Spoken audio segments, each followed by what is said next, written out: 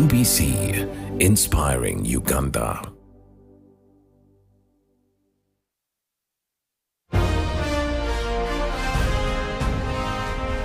Live from UBC Studios in Kampala. This is Good Morning Uganda.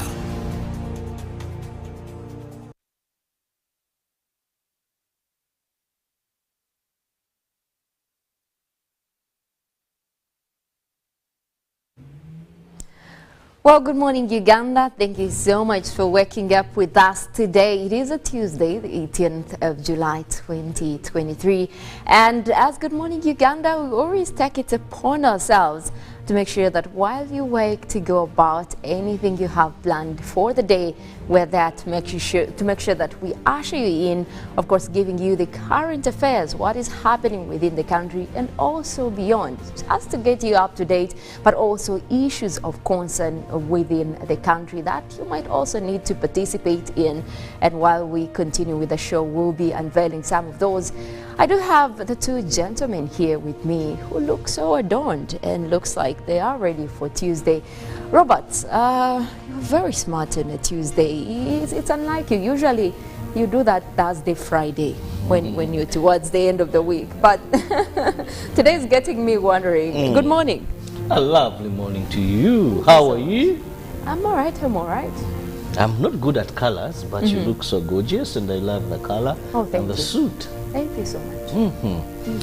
Otherwise, I'm very fine, and of course, so much is happening in our lovely country, the Pearl of Africa, gifted by nature, evergreen. That is Uganda. Now, yesterday, residents of Kagadi decided to take things in high gear, where they blocked the road because of road accidents. Yeah. They said police is not doing enough to stop road accidents in our area, so they got stones, they got old car wreckage and all that, put all that in the middle of the road, blocked the entire road, and the police, as usual, did the obvious. You know what the obvious is? To disperse the protesters. They came with bullets, live bullets. And you see, in those areas where bullets are not common, when a policeman fires one, not like Kampala people, they are used to bullets. You fire, they come. They have had a number of riots since 2011. Chiza Besigye ushered us into a new era of knowing bullets, and for those of us, and you of course, who were born after the war, we had never experienced such. Yeah. But for Kampala people, you shoot one. Like they will continue. What is this one all about? You shoot the second one. What disperses them is when they are sure one has been injured. Then they will say, very serious. Then they begin scattering. But the people of Kagadi, they fired 1, 2, and the entire village was clear. No protester remained. They just took off. Just in the air by firing. In the air. It was enough for them. They said, things of Kampala here. They just took off, and police managed to clear the road. But in the same spirit, those that have towing services, now I'm talking about people that own breakdowns. UNRA yesterday opened bids for people or companies who have towing services to apply, because they are going to be towing cars. Remember, you have a number of accidents where moving vehicles hit stationed vehicles either by the roadside or that have gotten mechanical problems in the middle of the road. Yeah. Now, after the meeting, they had stakeholders and the Speaker of Parliament. They came out with some resolutions. One of them was to ensure that all these vehicles parked by the roadside that have mechanical problems should not be there. So now UNRA, because this is a Ministry of Work, said we may not have the capacity to cover this across the entire country.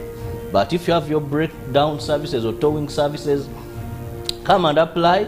We give you a contract. So any car that needs towing, you say along the road, you just tow, take to a parking yard. Then government is not going to pay you any money. Yeah. The car you're going to tow, the owner is going to foot the expense plus the parking yard where you've parked that car. But also, not only these are towing, but they also have to provide parking areas. Yeah. Now remember, I'll just give you a brief example.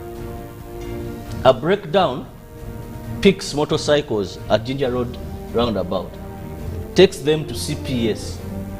But everyone who owns a motorcycle is told to pay 30,000. Yet they came, 20 motorcycles on a breakdown. But as if the fuel, Felix is an expert in calculating fuel here, he knows how to do some of this.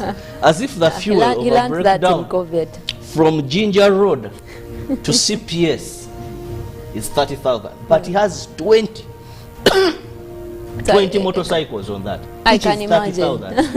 Now look at the profit margin. Now, from there, our expert in calculating fuel, he can tell, let me see this gauge, this can get you there. I use him often and he has never let me down. But you see, this is a very good move, I am telling you. But it's no going to matter be very the cost. exploitive. I don't know. This Well, it's kind of when it puts you in a good space. Giving out these, look at garbage today. How many people are stuck with rubbish at their homes? They can't afford, you know.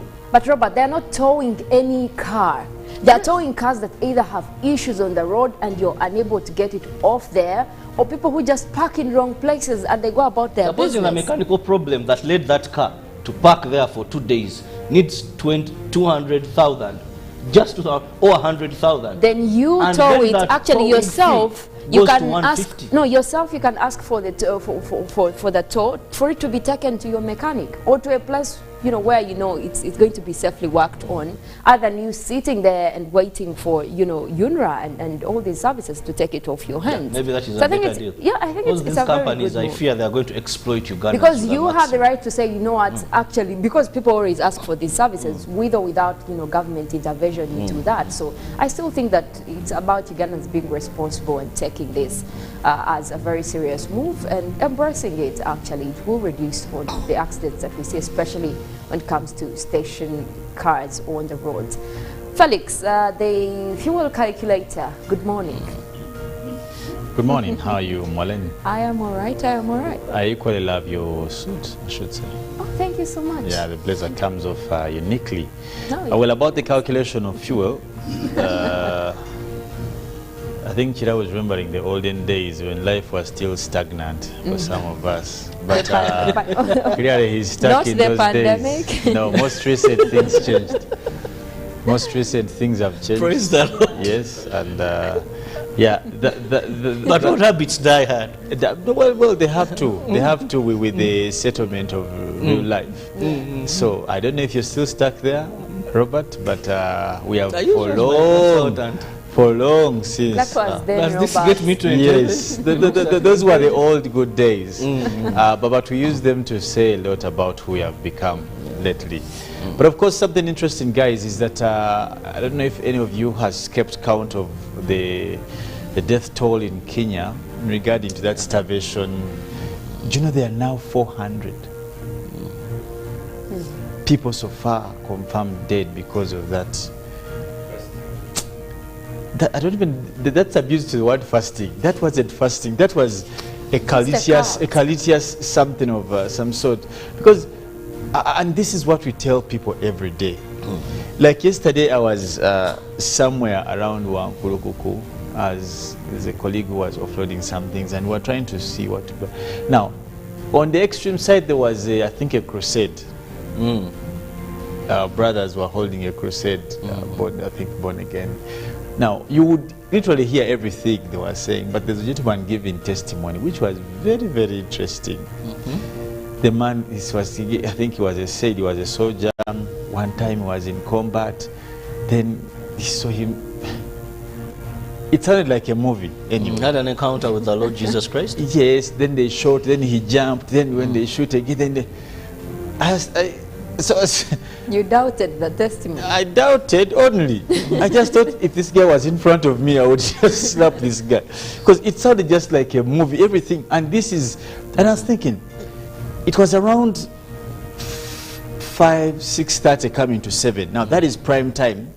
And I was telling my colleagues, imagine if that sound that is shouting about all this the guy is lying about, because whatever I was saying was not possible. You know, like how about that time someone was talking about saving? Well, God does impossible things. What you think I have is no impossible, doubt about that, but that particular story was not in what God does. He wanted to glorify God by forging certain things. It sounded like it was being forged, honestly. So I was telling guys, how about we also have something similar that is educative? Do you know what is- Those megaphones, microphones, I don't know what they call them. Megaphones, Normally in centers of cities. Something to say something about life. Community radios. Hygiene, sanitation. For example, you know, some sensitization. You know, honestly, truly, like today morning, the stock markets have opened. No one will want to listen about, but everyone wants to wake up and go and make money. But no one wants to listen what happens in the stock. And that's what determines how the dollar will be, what your trading will be. Nothing. You know, but enjiri ya chitwale, like all the time chitwale, chidete, chitwale, chidete, like chitwale yafuka. I'm not. Gospel People of have to be prosperity. vigilant. People have to be vigilant. And that's the deception. Gospel of prosperity. That It's is very we true. have seen a lot Taken of many cults people. that That's how are they born out of instances like Because that. you can imagine, like most recent, there are people I've seen around the church of that side of Kayanja. There are people who have chosen to stay there. Yeah. I don't know what they came for, what, but they were most recent bargains, but they were all over the roads. And they have camps there. It's like a camp in Vera, and they sit there. Like when you call an Okinawan, you find with children, women, normally Baba Chara. I don't know why in particular, but they have slept there. They sit for a full year. Oh no! I'm telling you, even more than that. I think it's more up to most recent when they were chased away. But people had become. Now you would find them coming up this side on the main road. They put. And you do those, and that's how things normally go out of hand. Imagine someone dies from there. They have died. And most of them You can actually imagine. don't go for Then they'll treatment start when they attaching get them to the sick. church. Yes. Because they How do believe go they are to- in a holy place Yes. and they are going to be healed. Exactly. But I think Now, I've also heard, Robert, I've also heard that there are some preachers who tell people not to go to hospital. Muntu alwadde, katono Yesu agenda kuwonya. There is no doubt. Yeah. God will definitely heal you. But there's a reason why God also puts doctors there. It is not, the doctors are not in existence for the devil. Honestly and truly. Why and the don't you Bible go to is hospital? very clear.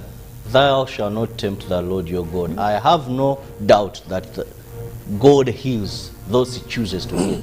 Because I've ever seen people who have been healed. But however, you should not tempt the Lord your God. Go and have that medication and continue praying, have the prayers, but take the medication. Because still it's God who uses that medication for you to heal. To heal. Because Exactly. we've seen people who have gone to the best hospitals in this world, but they have not made it. So take the medicine, pray that the Lord may use the doctors, the physicians working on you to get better. But do not be brainwashed Yeah. to avoid medication.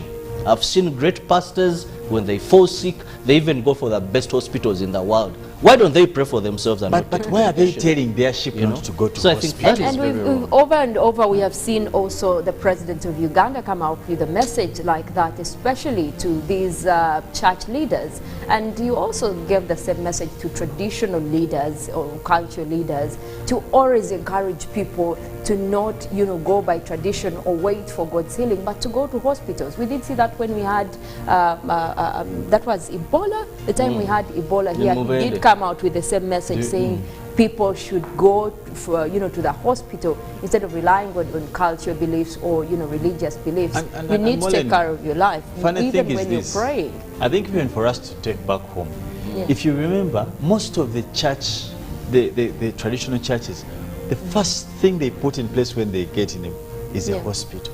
Yeah. Isn't that ironic? That when the Catholic That's a big Church goes message. somewhere, when the Protestant Church, when the Muslim brothers, even the Pentecostals, many of them, Yeah. the first thing they put in place is a hospital and a school. Do you think they are stupid? But you only know, you think you know the Bible, you have 3 verses. It's your cause of preaching every time you come on the pulpit. Something you have 3 else. verses and you want to tell people to starve to see God. Where is that written in the holy books? It's something really absurd, and 400 people now have lost allowing lives. something like that to actually go on. It's unfortunate what happened in Kenya, we but have also something that did take in, my interest yesterday was seeing the members of parliament from the Karamoja sub-region come up to say that they are suggesting that you know, education be free in the area, especially for the boarding section. Now this is intended to help with especially the girl children, such that when they are kept in school, in boarding school, they are kept away from all these things that are always going on in Karamoja, including the, you know, the braiding and especially early marriages. I think that was very commendable to see that they're having that discussion. Yes, because we know that a high raising case in child marriages has been in the Karamoja sub-region. So this actually is a very good move, and I hope this could be done. Having free boarding education for them is something that that is achievable. The biggest challenge we are having in this country today is we are putting so much in our mouth than what we can chew and swallow. Robert, you're always feeling sorry for this country. It's like everything that is suggested, you're like, I don't think we will manage. It's very bad to be everywhere yet nowhere, and you become a busy bee. But that is how you move forward. You propose changes. You must know what is where your strength is and work on your strength. That's why you have health centers that have no doctors, and they are very good buildings. You get it? Now, we are still grappling with universal primary education. Few teachers, school dropout rates. It is a very good initiative to have girls in Karamoja be in boarding schools, because we've seen a lot of early marriages. Sometimes there is violence that erupts, and girls there, the girl child is seen as a commodity in most of the families. That is very good. But applicability. Remember very well when we had the first lady as the minister for Karamoja. I visited Karamoja about 3 times. There were a number of initiatives that were very good. Today, some of them are no longer there when the first lady left that docket. So, practicability becomes a problem. It is a very good initiative. It is a very good initiative. And we do hope that the first step is having that conversation and suggesting that. And I know that as governments, we can actually work around that. We're already providing free education at all levels. You know, so this is just an increase to have them in boarding, and specifically if they're looking at girls. I don't think that's a huge number. And as a country, that is something that is affordable for all the monies that are channeled into Karamoja. Education needs to be part of that. And we believe that that is something that can be worked on. But well, there are a lot of things going on, a lot of stories, both locally and internationally. We will be looking into our local stories with Robert and Felix. Robert. I'll begin with the Vice President, retired Major Jessica Alupo, who was on site visit to assess the ongoing construction work on roads and bridges in Katakwi district. The district woman member of parliament visited the following bridges that include Katakwi, Alkama, Sudan, Baregera village, Usuku, Abokodia, Alejera, Akoa bridge, Milimili, Adepera, Achang, and Kapela Byong bridge, and Odoko, among others. She was accompanied by the Minister of State for Works and Transport, Musa Echweru, engineers from the Ministry of Works, and the district technical officials. Alupo noted that once the bridges are completed, they will enhance trade and boost social service delivery in communities. Now, Bukedia Magistrate Court has remanded William Wilberforce to K, the Bukedia RDC Okoto Patrick, a District Police Commander, and Oluka Muhammad, Gombola Internal Security Organization, to Soroti Prison on charges of alleged neglect of duty and simple robbery. Moving on, police have confirmed the death of 16 people following an accident that involved a trailer registration number UAD 431Q and Toyota Hiace registration number UAM 436V in Kagadi district. Police say the driver of the trailer failed to negotiate a corner at Nyanseka near Musizi at Kagadi Chenjojo Highway, ramming into the taxi. Now, police in the same story have apprehended 5 suspects for instilling fear in communities through acts of terror in western Uganda in a while after attacks on Pondwe Rubiriha Secondary School. Now, these are accused of dropping leaflets. Isolated homesteads are threatening another possible attack. The police have identified 5 suspects in Rwenzori West region who are threatening the business community by disturbing terror by also throwing out these leaflets.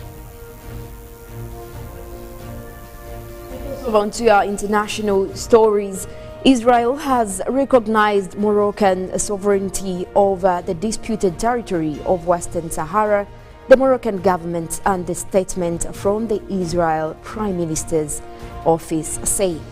Rabat said on Monday that Israel is considering opening a consulate in Dakar. A statement from Morocco's royal palace said Israel's position was expressed in a letter to the King Mohammed the 60th from Israel Prime Minister Benjamin Netanyahu. Morocco has had control over the territory but little international recognition since 1975 after Spanish colonial rule ended. The Algerian-backed Polisario Front demands an independent state in Western Sahara. Now, in 2020, then US President Donald Trump recognized Morocco's claim to the territory in return for its partial upgrade of the relations with Israel. Now, away from that, Russia has launched air attacks on targets in southern and eastern Ukraine using drones and possibly ballistic missiles, Ukraine's Air Force said. The southern port of Odessa and Mykolaiv, Donetsk and Kherson, that is also including Zaporizhia and Dnipropetrovsk regions, were all under the threat of Russian drone attacks, the Air Force said on a Telegram messaging app in the early hours of Tuesday morning. Russia may also be using ballistic weaponry to attack the regions of Poltava, Cherkasy and Dnipropetrovsk, and as well as Kharkiv and Kirovohrad, the Air Force added. Olen Kipa, the head of the Odessa Regional Military Administration, said air defense systems that were engaged in repelling a Russian drone attack were in play.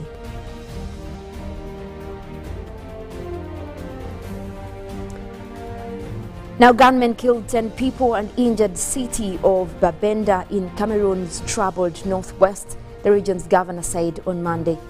A witness said the attackers arrived in vehicles late on Sunday, ordering people on the floor with accusation of failing to back local separatists, and opened fire as some obeyed while others ran.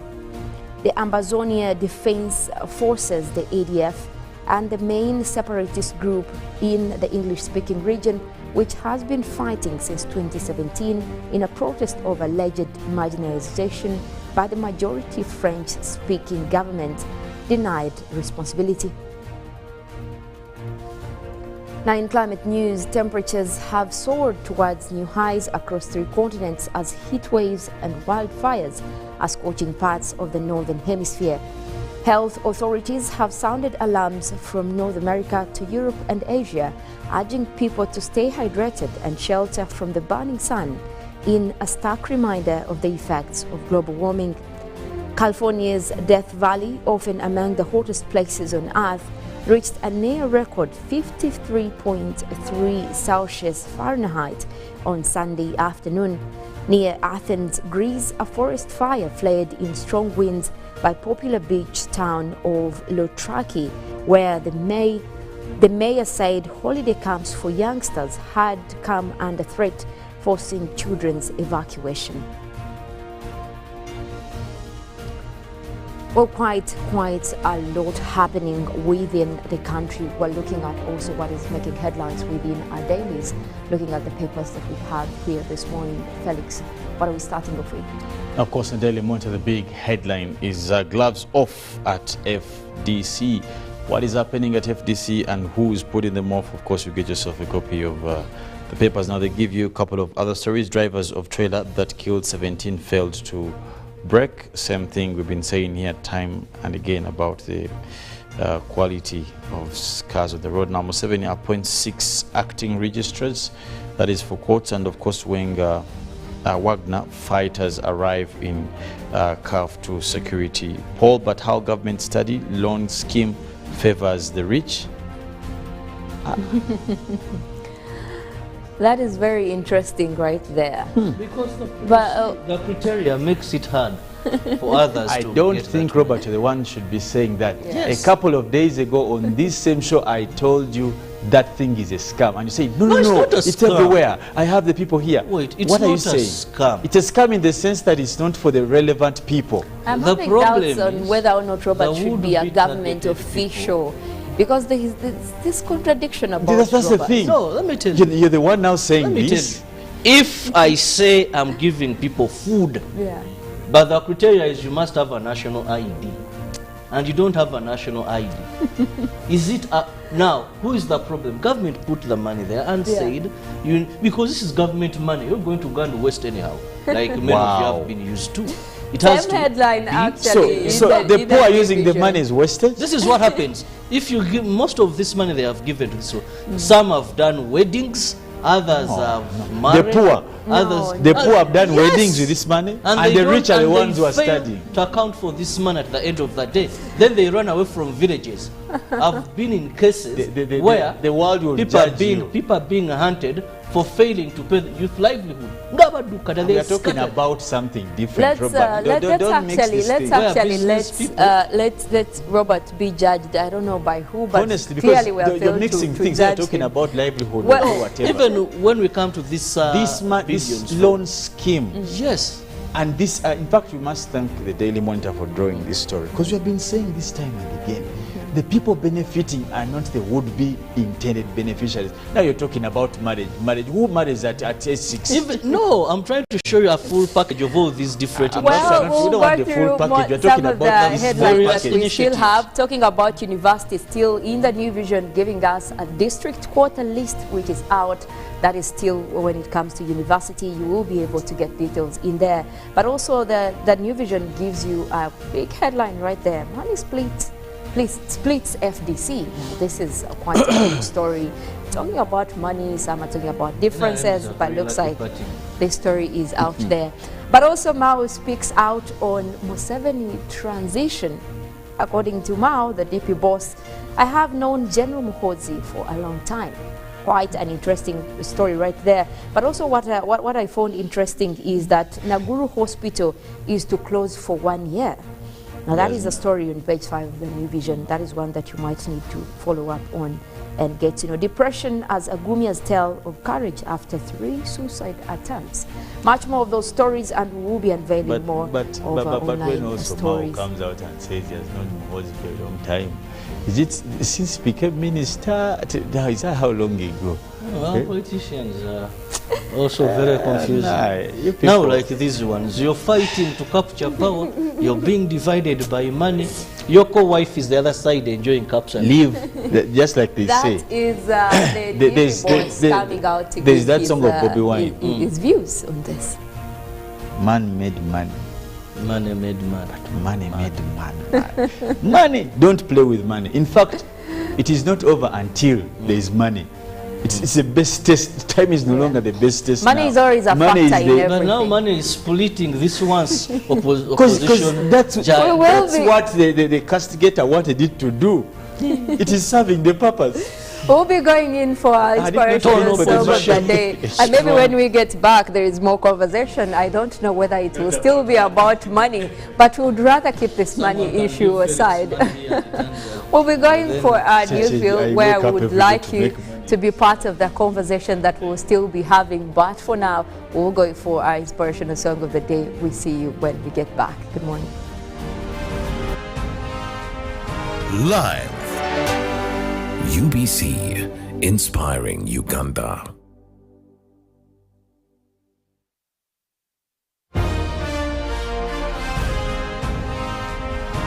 Live from UBC Studios in Kampala.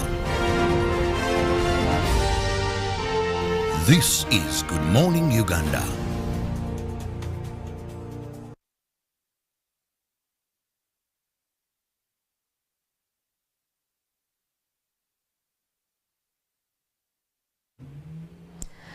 Well, good morning, Uganda. Thank you so much for waking up with us today. It is a Tuesday, the 18th of July, 2023. And as Good Morning Uganda, we always take it upon ourselves to make sure that while you wake to go about anything you have planned for the day, we're there to make sure that we usher you in, of course, giving you the current affairs, what is happening within the country and also beyond, just to get you up to date, but also issues of concern within the country that you might also need to participate in. And while we continue with the show, we'll be unveiling some of those. I do have the two gentlemen here with me who look so adorned and looks like they are ready for Tuesday. Robert, you're very smart on a Tuesday. It's unlike you. Usually you do that Thursday, Friday when you're towards the end of the week. But today's getting me wondering. Good morning. A lovely morning to you. How are you? I'm all right. I'm all right. I'm not good at colors, but you look so gorgeous and I love the color and the suit. Thank you so much. Otherwise, I'm very fine, and of course, so much is happening in our lovely country, the Pearl of Africa, gifted by nature, evergreen. That is Uganda. Now, yesterday, residents of Kagadi decided to take things in high gear, where they blocked the road because of road accidents. Yeah. They said police is not doing enough to stop road accidents in our area, so they got stones, they got old car wreckage and all that, put all that in the middle of the road, blocked the entire road, and police, as usual, did the obvious. You know what the obvious is? To disperse the protesters. They came with bullets, live bullets. And you see, in those areas where bullets are not common, when a policeman fires one, not like Kampala people, they are used to bullets. You fire, they come. They have had a number of riots since 2011. Chiza Besigye ushered us into a new era of knowing bullets, and for those of us, and you of course, who were born after the war, we had never experienced such. Yeah. But for Kampala people, you shoot one. Like they will continue. What is this one all about? You shoot the second one. What disperses them is when they are sure one has been injured. Then they will say, very serious. Then they begin scattering. But the people of Kagadi, they fired 1, 2, and the entire village was clear. No protester remained. They just took off. Just in the air by firing. In the air. It was enough for them. They said, things of Kampala here. They just took off, and police managed to clear the road. But in the same spirit, those that have towing services, now I'm talking about people that own breakdowns. UNRA yesterday opened bids for people or companies who have towing services to apply, because they are going to be towing cars. Remember, you have a number of accidents where moving vehicles hit stationed vehicles either by the roadside or that have gotten mechanical problems in the middle of the road. Yeah. Now, after the meeting, they had stakeholders and the Speaker of Parliament. They came out with some resolutions. One of them was to ensure that all these vehicles parked by the roadside that have mechanical problems should not be there. So now UNRA, because this is a Ministry of Work, said we may not have the capacity to cover this across the entire country. But if you have your breakdown services or towing services, come and apply. We give you a contract. So any car that needs towing, you say along the road, you just tow, take to a parking yard. Then government is not going to pay you any money. Yeah. The car you're going to tow, the owner is going to foot the expense plus the parking yard where you've parked that car. But also, not only these are towing, but they also have to provide parking areas. Yeah. Now remember, I'll just give you a brief example. A breakdown picks motorcycles at Ginger Road roundabout, takes them to CPS. But everyone who owns a motorcycle is told to pay 30,000. Yet they came 20 motorcycles on a breakdown. But as if the fuel, Felix is an expert in calculating fuel here. He knows how to do some of this. As if the fuel of a breakdown from Ginger Road to CPS is 30,000. But he has 20. 20 motorcycles on that. I which can is imagine. 30,000. Now look at the profit margin. Now, from there, our expert in calculating fuel, he can tell, let me see this gauge, this can get you there. I use him often and he has never let me down. But you see, Now, this is a very good move, I am telling you, but it's no going to be matter very the cost. exploitive. I don't know. This Well, Nkunda has already it's kind spoke of, about it. When it government puts you in a good privatizing, space. giving out these, look at garbage today. How many people are stuck with rubbish at their homes? They can't afford, you know. But Robert, they're not towing any car. They're towing cars that either have issues on the road and you're unable to get it off there, or people who just park in wrong places and they go about their Supposing a business. mechanical problem that led that car to park there for 2 days needs 200,000, just to, or 100,000. Then you And tow then it that actually towing yourself. fee You goes to can 150. ask. This is the University of Africa. On the streets, you get your real education. Here, everybody has a degree of something. But the most important qualification is imagination. His reason is to be the GOAT. The reason to imagine is to take the beat and make it lit. So no matter what your situation, just use your imagination.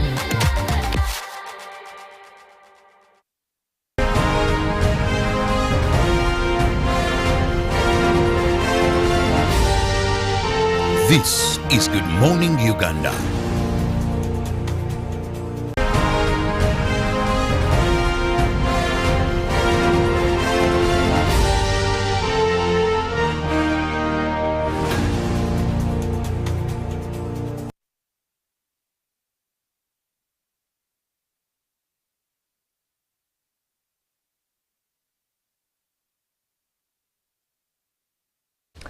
Well, good morning, Uganda, and we want to thank you for joining us in this moment when we will be looking into our newsreel. And this morning, quite interesting, what we want to look at is the political parties in this country. When we're looking at leadership, when we're looking at governance, the first thing that we are focusing on as well is the political party that most of our leaders belong to. How does this shape the politics in the country? That is something that we'll be getting into.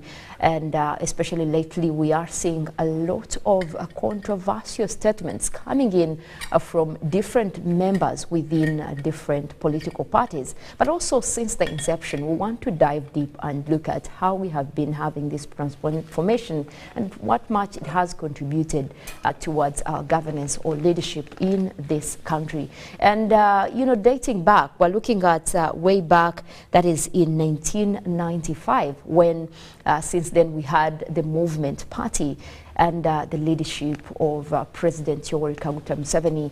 And not until the referendum that was done in 2005 that did usher in an era of bringing in multiple political parties. And at that, we did see a lot of those active parties, including the Forum for Democratic Change that also came into play. We did see at least the ones that were existing still active, that is the Democratic Party, the Uganda People's Congress, as well as looking at political parties like People's Progressive Party that was led by Bidani Sali. You look at the Justice Forum that was called JEMA, still that was led by, you know, Asman Basalira. We're still looking at currently what is happening with the Uganda Progressive Congress, that is UPC, and Michael Akena, looking at the Democratic Party still under Norbert Mao, and that is the National Unity Platform, that is the new party that came in later, led by Robert Kyagulanyi Ssentamu. We're also still looking at the Democratic Republic, I mean the Forum for Democratic Change under the leadership of Patrick Amuriat Oboy. And most of these parties actually we did see smaller parties at that, but still huge parties that also came from the existing ones, and those came in later that is by 2020. We did see the Alliance for National Transformation also coming in play. We did see the Conservative Party and National Convention for Democracy, quite a lot of those that were also registered according to the Uganda Electoral Commission, that is as of 2020. But with the rise of these political parties, we have also seen a lot of members failing to decide whether or not they will be staying in a party. Is it the issue of governance? Is it the leadership? Is it different political agendas? At this point, you would want to understand what that means for our political governance here in the country. And I will bring in Felix here. As we talk about all these multiple parties within the country, we want to understand what that says about governance, and the members, of course, because we have seen a transformation from one member coming from an existing party to form their alliance, only to actually have the same agenda. So is it about individuals, or are we failing as opposition to actually align our political ambitions here? I like how you put it. Are we failing?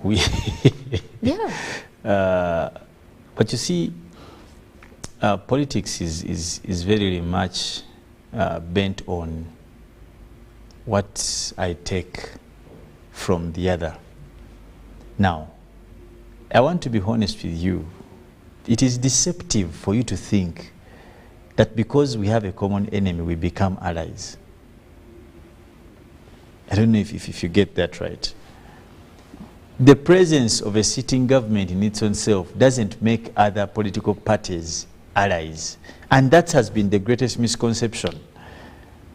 That's why you see people with such statements that Mao yatulia mo, like, did you have an understanding with Mao? For example, FDC, or NUP, or JEMA, or UPC. Politicians and political actors tend to want to make people think that a shared opinion is binding. Because NRM is in power, all other parties must be fighting NRM. That's the perception. That's what people think it should be. Now, the reality of the matter is that every political party in a democracy, as so it is, has an agenda. And that's what probably is hidden under the normative of ideology.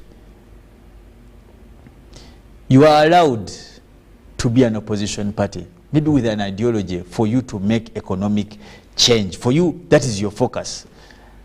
That's why, even most of the times, it is hidden in the names of these political parties. It's ideology. For example, when you go to parties like the FDC is what in full? The Forum for Democratic Change. Exactly. Now, that indicates what it is. Forum for Democratic Change. That a forum is like a meeting, an opportunity for us to meet, to cause change, but in a democratic way. Now, the other question that, then you have one called the Democratic Party. You have National Unity Platform. Each one of them has its own agenda in terms of how it wants to take power.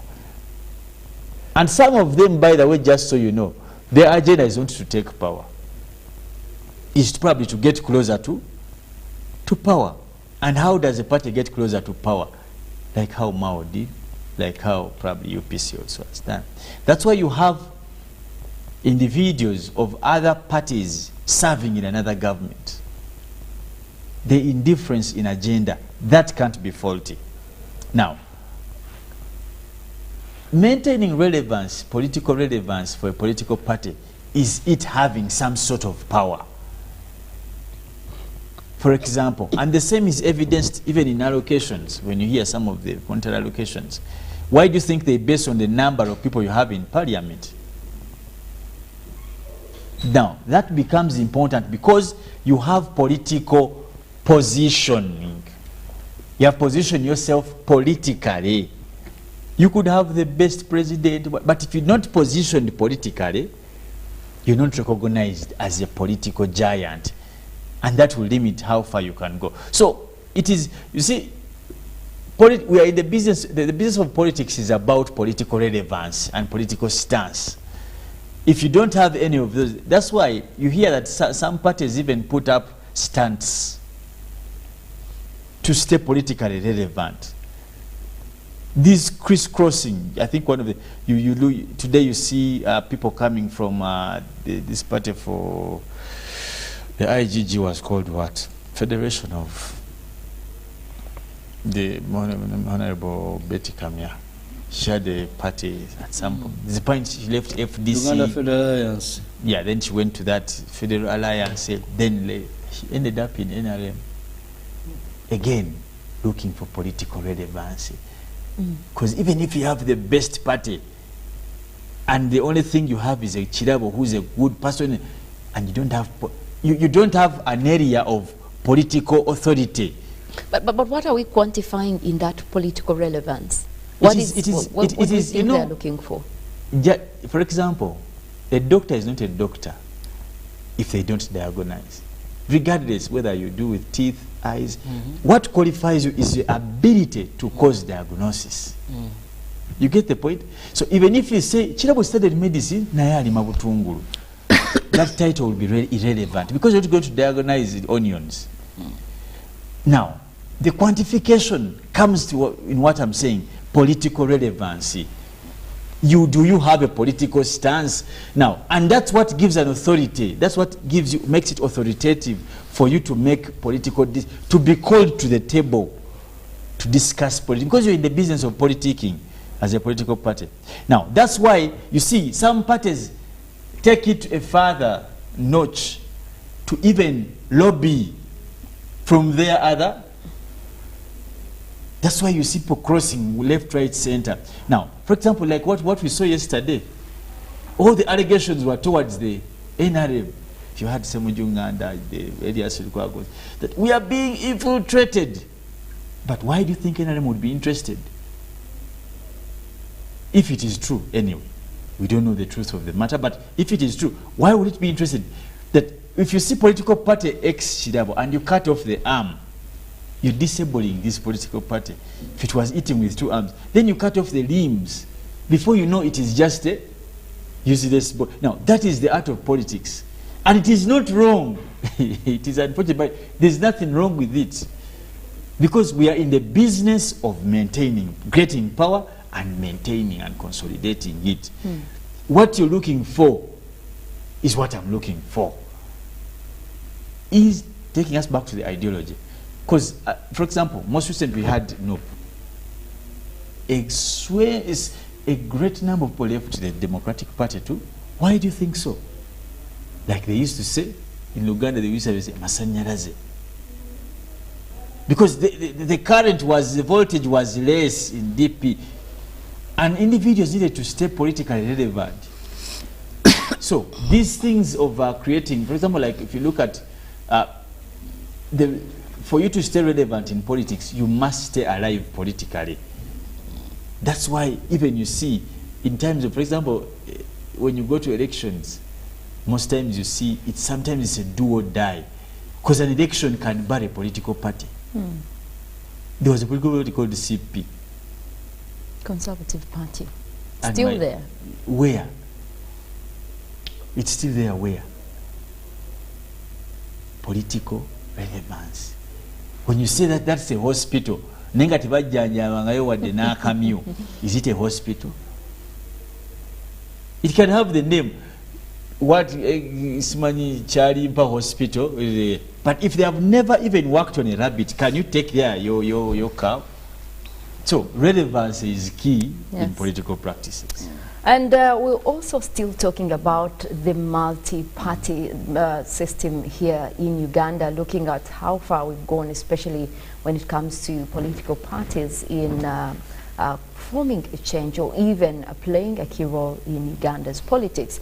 But Robert, we are looking at a system that does allow for multiple parties to take part of in the national elections, and that is to give chance to all peoples or all parties within the political spectrum to actually get in any of government offices. And we know that that is a huge advantage, because at the end of the day, we're looking for representation. We're looking for opinions coming in from the interest, or towards the interest of the people. Now, while there is an advantage to that, we know that that also comes with challenges. But we also want mostly to look into how the multiple parties within the political spectrum in Uganda have helped actually, you know, create something, or what we would call a change in this country from the very inception after the 2005 referendum, but also looking at so far where we are. Can we stand off the challenges and actually move with the idea of having these multiple parties? Well, first we must understand that reasons why political parties are formed.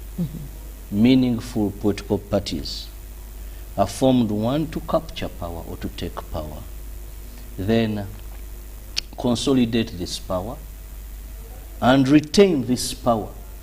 A political party does not come into power to live. It comes into power to stay. That's why it will do all it takes to stay in power. I'm not talking of an individual, I'm talking of a political party.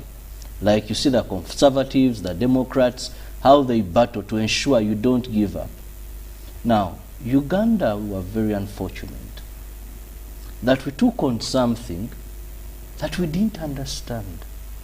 For example, before the referendum, right from independence, how were our political parties formed?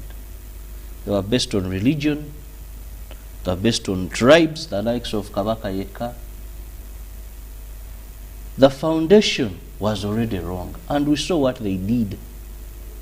How people killed each other and all that. Now, let no one deceive Ugandans that we had a referendum because it is what the people that were in power really wanted. These were conditions for aid. That for you to get this, you must be a democratic party, a democratic nation.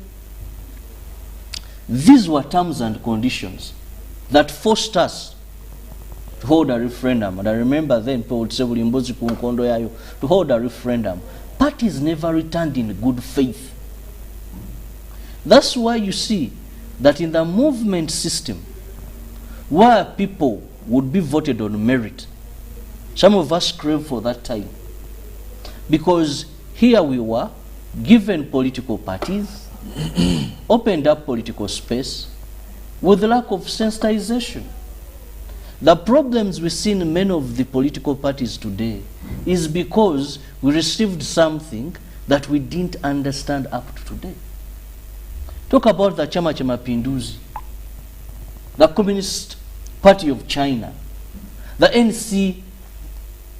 All these parties have what they call cadre recruitment, cadre training or monitoring or mentorship. Look at what is happening in Uganda, because we received something we didn't understand. Felix today is in FDC. Around this time is in FDC, it's coming to, it is almost 7:30. By 8, he's in NRM. That can't be in political parties. Why? Where people understood and had good foundations and trained cadres. You see, when you read most of these political parties, a person knows what they are entering into. They respect its constitution. There's so much civic education and awareness. Most of the political parties we have today, you cannot compare them with the parties that have lived a test of time. Even the one we think that they are strong, the truth is they aren't. Because we did not have the right foundation. But Robert, what we are seeing today in FDC, specifically let's talk about the scenario in FDC. This is the particular party that we have seen over time. They have had all these differences. Even from right when Dr. Kizza Besigye left, we did see Mugisha Muntu took over, but then right after that, he again moved away from the party and started his own party. And now we're looking at a possibility of the same thing happening.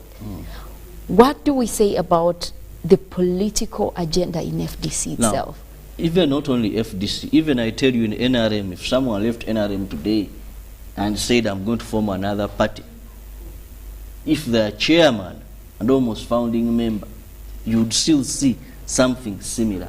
What is keeping them together is because they have the power and maybe the resources.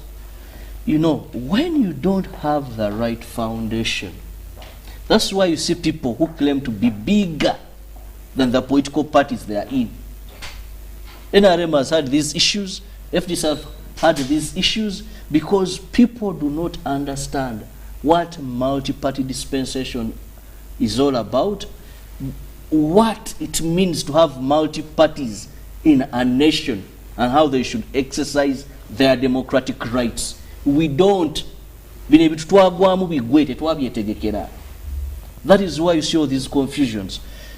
Because you must know, why am I entering this party? What does it stand for? You know? Here we have marriages of convenience. Felix has just given you a very good example. How people left DP to enter NUP. These never entered the NUP because they understood what NUP stood for. They went for NUP to get political positions. Give them some years, they would do exactly what is happening in FDC. Because they did not really understand how does a political party operate, what is National Unity Platform standing for. These are schemers. These are political exploiters. You're having political prostitutes in this country. Is this what is happening within the FDC? That their aim. In FDC today, you have Nandara Mafari, you have Elias Lukwago, you have Patrick Amriat, who is the party president. Now, one wakes up and says, there is money that came in. If you understand how a political party system comes in, there is money that came in. We need to investigate. Others wake up and say we need elections to cover up or eliminate those that are bringing or are talking about accountability. These people have discovered there is money that came in and they believe it came in through wrong arms. In a proper system. You see, when you're in a country and you spoil, you don't respect structures and system, this cuts all sectors.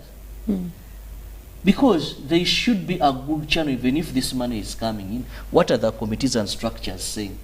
As of when, who decides the elections? Political parties, the Chama Cha Mapinduzi, the CCMs, the People's Communist Party of China, what is keeping them grow and stand a test of time? Is because they have systems. You don't just wake up and enter, you're mentored. I'll talk about one country I've read about their political system over a time. Is that even they identify you, they put you on some time to test you if they're admitting you in the party. You must know what that party stands for. Here, this is the problem. That someone doesn't feel any conviction to say I'm moving out and starting another party. Even procedures of starting another political party.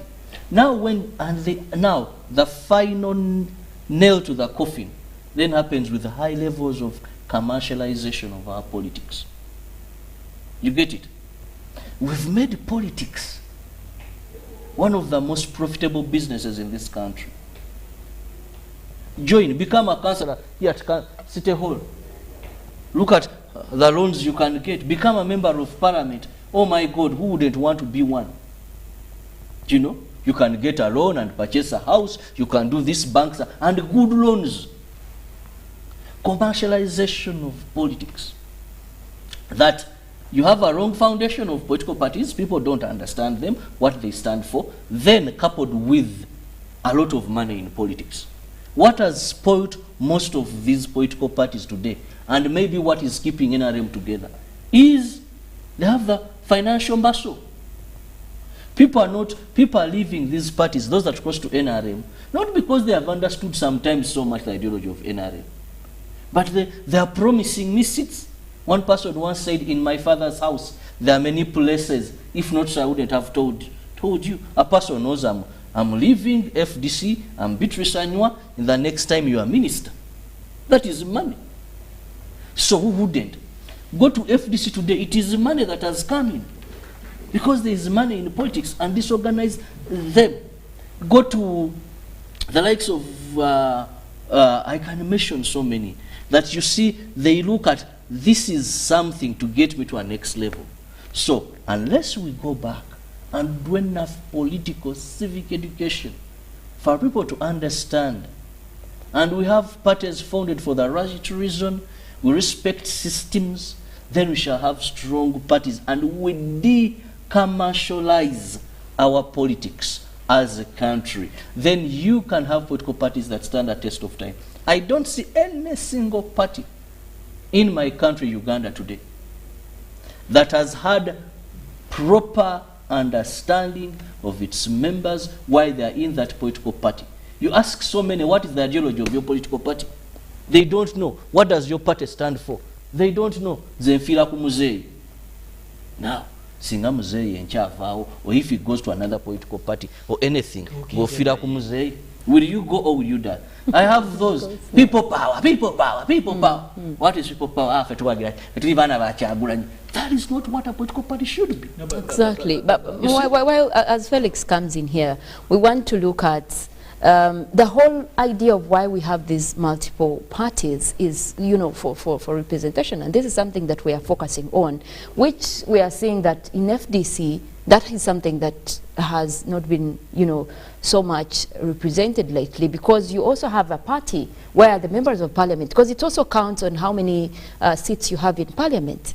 And over time, most of these parties have seen less numbers. So they know that their influence at that level is not going to be, you know, quite much. And this is something that Felix, you talked about earlier, even when you see the likes of President Mao crossing over and becoming, you know, getting closer to power. But also we cannot take out the fact that we have the political prostitutes, that like Robert did put it.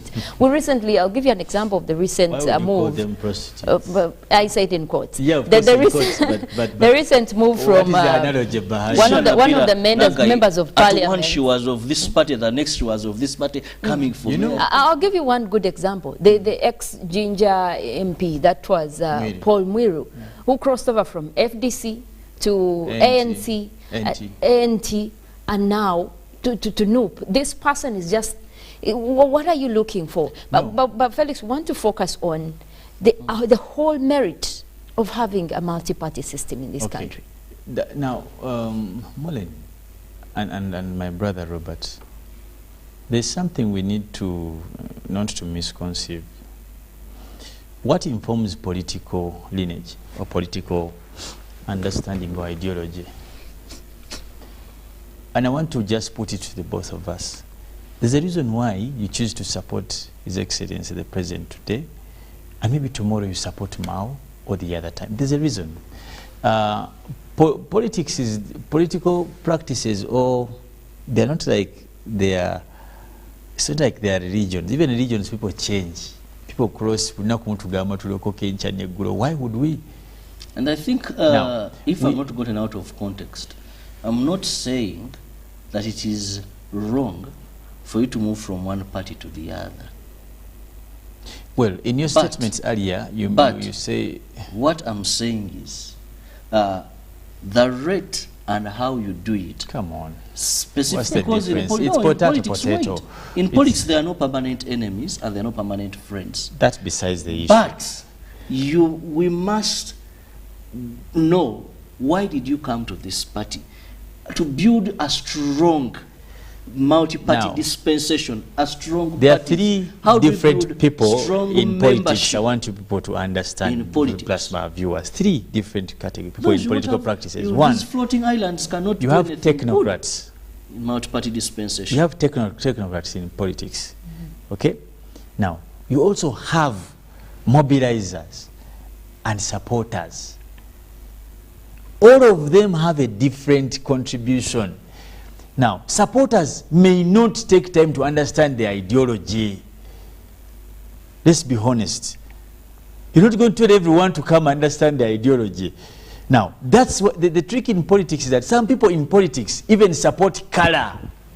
ewuma olusenze nayagala nnyo kakala ka yero even ne bwokambaza ekidomola they will vote it because that's supporting. Now support, come and you Robert, support. no, you understand. You don't have Let's to stay with you. By the way, that's a deception also. Otherwise, what happens that is a deception, you Robert. won't have these strong parties. And because you don't understand these parties, that is why even political space will fail to understand it in under multi-party dispensation. That's why you're going to have parties perish, and then we end up in a single party system with the parties on paper. Okay.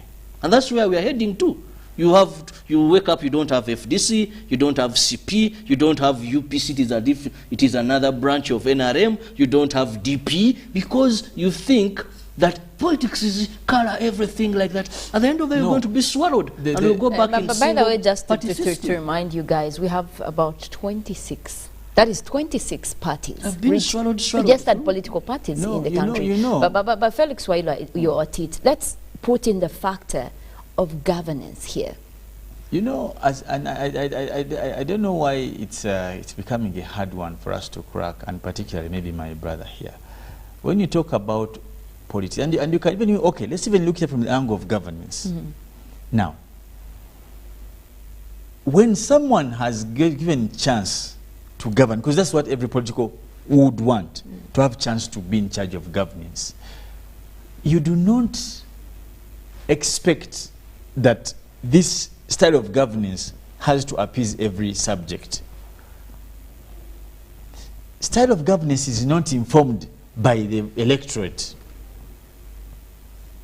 And it brings you back to what I'm saying. Because you voted for probably President Museveni, it doesn't mean it's going to do what you want. Governance has its yardsticks in terms of policy, law, enforcement, execution, M&E, you know, all these ones. That's why there's a contradiction. And that's why I was telling you earlier. Everyone doesn't have to understand the ideology. Because the ideology is not like black and white. It's not. That's why when I go as a politician somewhere, the message I preach there is not the same. When in the Mukatari, how I campaign in a market is not how I campaign in a corporate company. Because some people should be lured to support, others should be lured to finance, others lured to bring. There's a contribution that are totally different. Who's pushing a wheelbarrow somewhere in the market? I don't want to explain the ideology. Or that one is another approach, is different politically. I'm not doubting the approaches, Felix. The problem, Robert, I don't know why you keep on changing. No, what I'm saying, and I've given an example. I don't know why my brother is not getting what I'm saying. I want to give you the ANC of South Africa, where we had Jacob Zuma and we had Ramaphosa. You know, when you understand political parties, and we are talking about building strong political parties in a multi-party dispensation. How? If you succumb to that party, we have our manifesto. If we understood multi-party, we have what we stand for. We have what we are going to sell. The party should be strong enough that when Zuma became, ANC saved him for some time. But when it was clear that it was no longer of them, ANC had the capacity to sit and let go of Zuma. So are we, now, Robert, is your point on the individuals? Is it the party itself or the individuals in the party? If we have strong parties in Uganda, just who sent out Zuma? Was it the supporters or the National Executive Committee? The party. It was the NEC. It wasn't the, they didn't have a referendum. Because as I told you, there's a technical team. Our parties are floating islands. And they cannot leave a test of time in a multi-party dispensation. You know that this is the thing. Because Mollen and Robert, let's understand. You're not going to say, because we understood the ideology of Party X, whether someone's doing something foolish, whether Mollen say a dog, a rabbit, mputa, because we are not, for us we are for ideology. If you do stupid things, the party kicks you out. Listen. But you're the one who's saying that people should understand the ideology to avoid moving. People move for reasons. Now, politics is like weather. When it rains, you can't say, kubanga fe, tunakuba musana. It is raining, get a jacket. That's politics. What is most relevant for DP today to get closer to power? If it's an MOU, do it. Now, that for you want to term it like abuse of ideology, but it is what is relevant for the times. When the Sewungus see that DP is not going to give them leadership, they go to NUP. There's nothing wrong with that, by the way. There's nothing wrong, because you cannot also ascertain that the NCs of this world, it is, as I've told you, everyone has a place in political practices. Yeah. And what you're asking for, that stagnant appreciation of politics, the Machiavelli, the archaic, that alien attribution of politics, that fetuliba UPC, whether you bring a dog, those things are not, they're not tradable, because the world order is changing. The needs that were in the 80s are no longer the needs of today. Okay? But most recent, when Mao went to NRM, he used that position we have had to lobby. How did the Sewanyanas come out? They are telling us he's the one who did these things. So there's a plus for the opposition. Rumor. It doesn't matter. It's in the gutters of speech. Okay, and many, many others. I have heard him talking about the backlog. Now, maybe we need more of these if they are giving us some results. Now, that's stagnant appreciation, and that is old politics, which has caused violence. And that's the whole idea of having multiple parties. Exactly. You have ideas coming in from different to share leadership. the political platform, and there's nothing wrong with that. Now, what you're saying, Robert, that you want, and these ones also have ideologies, but the problem is that you want to stick your understanding to the 84 ideology, to the 62 of the CCC, the Chama. For you, let me tell you. Actually, let me give you a reality check on two of your examples. As Felix concludes on that point. You talked about you gave a Chama Pendu's example. All these parties have taken new identity. They're no longer, even the Communist Party, even they have taken new appreciations because of the changing trends of political practices. Actually, those who failed to change were left behind. They were left behind. It is not until now, for example, like you're looking at now East African community, you're given a slot as opposition parties to take members of. What do you need? Because you have a party that has a bigger majority in parliament. Do you stay with your big head trying to be an eagle in the wind? Or do you fly by the moving train? And that's what DP did. Like, okay, we need to be there. What do we do? You have people to vote us in parliament. Like, how do we? Political parties should be seen to share a platform of political practices. Forward? Is that how we should be moving forward? At the end of the day, if it benefits the electorate, that's the best way to go. But if the problem with that kind of politics he's pushing is individualistic, we are answering to people's egos. You know, people were answering no. I feel like Robert has a very burning point that he feels I should be bringing Mollen, in. saying yes to what? When Felix is here and pushing for floating islands in building a multi-party dispensation. In your view? In my view, we need to go back. Because what he's talking about, you see, the world has depreciated to out of moral decadence, and we support even what is wrong as right. The abnormal becomes normal. By the end of the day, when we went into a multi-party dispensation, we looked at how do we have various political parties, well-founded, well-positioned, so that we have strong basis and relative competition. Now, what we are talking about is a party created today with this approach. In 2 months, it's dead, it is gone. We jump on another moving train. At the end of the day, because we've not understood multi-party dispensation, we are going to have individuals and not political parties, not political systems. We cannot sit here and continue praising destruction of structures and systems. For us to have meaning of multi-party dispensation, we should have properly organized political parties where people are not greater than the parties, decommercialize our politics, build political parties. But this Mariah politics cannot get us. Robert, do we have any organized political party in Uganda? We are still going to have these confusions. That's why I said the mistakes we made during referendum. Do we have any? Say yes or no question. The mistakes we in your did opinion during referendum, even those that we had And now because of this But do we have political any immorality, political party in Uganda, in your opinion? we don't. We don't. Most of You what actually didn't have to answer that. That- but- No, that why is am I Kirabo for saying you. because That which is political Kirabo for party you. has been built on the right foundations and the He has forgotten what he said about 10 minutes ago. Yes, I mentioned and said That even there is no those that political we party think in Uganda. that even no, I'm not saying we don't. You said we have But any Robert, well-organized as we political move parties. to As we conclude, move forward, this is what I say. Let's go back to the drawing board.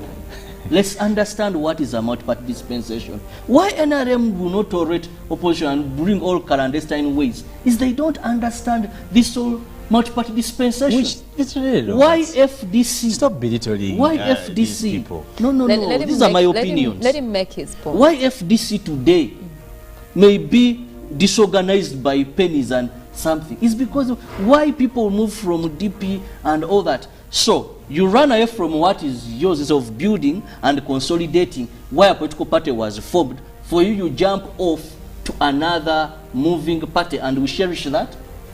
You know, that cannot build strong multi-party dispensation. We are going to be floating islands, have all these messes, no principles, people are not answerable and accountable to their political parties. That cannot lead us to successful multi-party dispensation. Well, absolutely, and we're looking at how we move forward as a country, even when we have these multiple parties. What is their contribution to the leadership in this country? Fronting political views, having a manifesto, having a political agenda, it should all be in the benefit of Ugandans. And whether or not you subscribe to a certain or particular party, at the end of the day, we need leadership that will be fronting opinions and views of Ugandans to make sure that you are creating a change within this party, and the ideas that you're fronting forward will be beneficial. We do have one of our viewers here also coming in, that is Derek from Makinde, who is saying political parties here so far have not delivered to our expectations. We have emotional parties. Just if we see our fellow African countries, their political parties play a big role since independence. Till today, like ANC in South Africa, the CCM in Tanzania. And he says their political parties still have relevance till now because they have good structures and they nurture their candidates and have a big impact in their politics, unlike here where our parties are characterized by violence and internal conflict. And I think he did put it better He has lunch there. on me. I need to take out. We need to go for an outing. He did talk about the internal conflict, so this is what we're seeing. Yes, the vision of what Africa, Uganda should be in the next 40 years in terms of building structures, strong parties. Well, Derek, thank you so much. And of course, we still have much of this conversation going on. You can get to our Twitter platform. That is the hashtag is #UBCGMU and at UBC TV Uganda to continue this conversation while we talk about what is happening within our parties and of course leading into governance and leadership. But we'll leave it at that for now. We'll be looking at what is happening in the papers, crossing over onto our neighbors. The Daily Nation this morning, enough is enough. That is talking about the country's fate lies in these men's hands. Ruto and Raila Odinga right there. And they also bring in a few faces right there to give it more trajectory in what is happening in Kenya. That is a big story that you might want to catch. And also crossing over onto the Citizen, looking at the big story right there, what government is doing to boost forex services, quite an insightful one. And the Hungarian president to set to cement relations, they give you much more on that. Samia, why Africa is losing gains in democracy, that is also a full story right there. They give you TIC set to register record numbers of investment projects. Much more to catch up as well in the Citizen for this morning. We will be taking a short break. When we get back, we will be taking you through the traffic updates, and later than that, we'll also tap into the weather that we are expecting for this morning. Later than that, we'll also be going for Good Morning Uganda agenda, where we will again have quite an insightful discussion that you will want to stick around for. For now, we take a short break. When we get back, we see more of traffic and weather.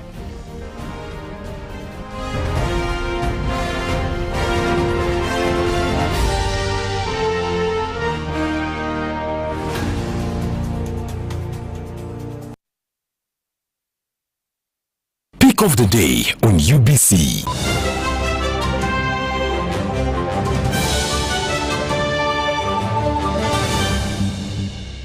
Was brought to you by Get away with MTN Momo Advance. Momo Advance tops up your Momo to complete your transactions. Dial *165*5*3# to apply. MTN Momo Advance is always available when you need it.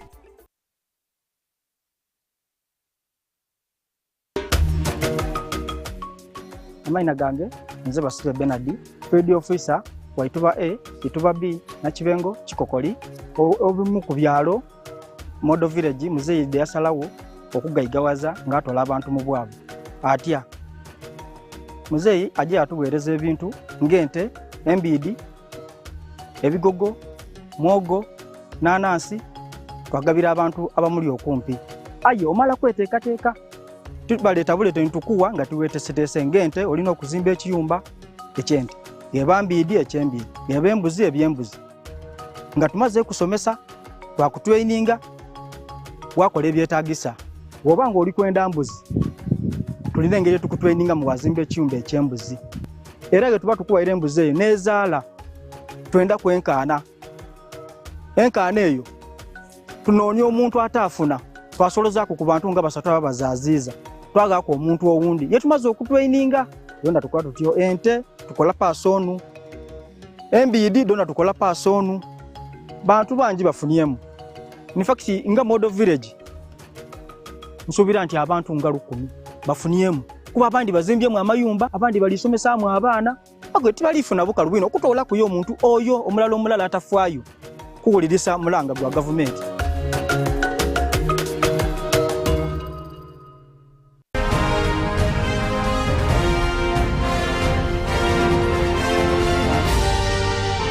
This is Good Morning Uganda.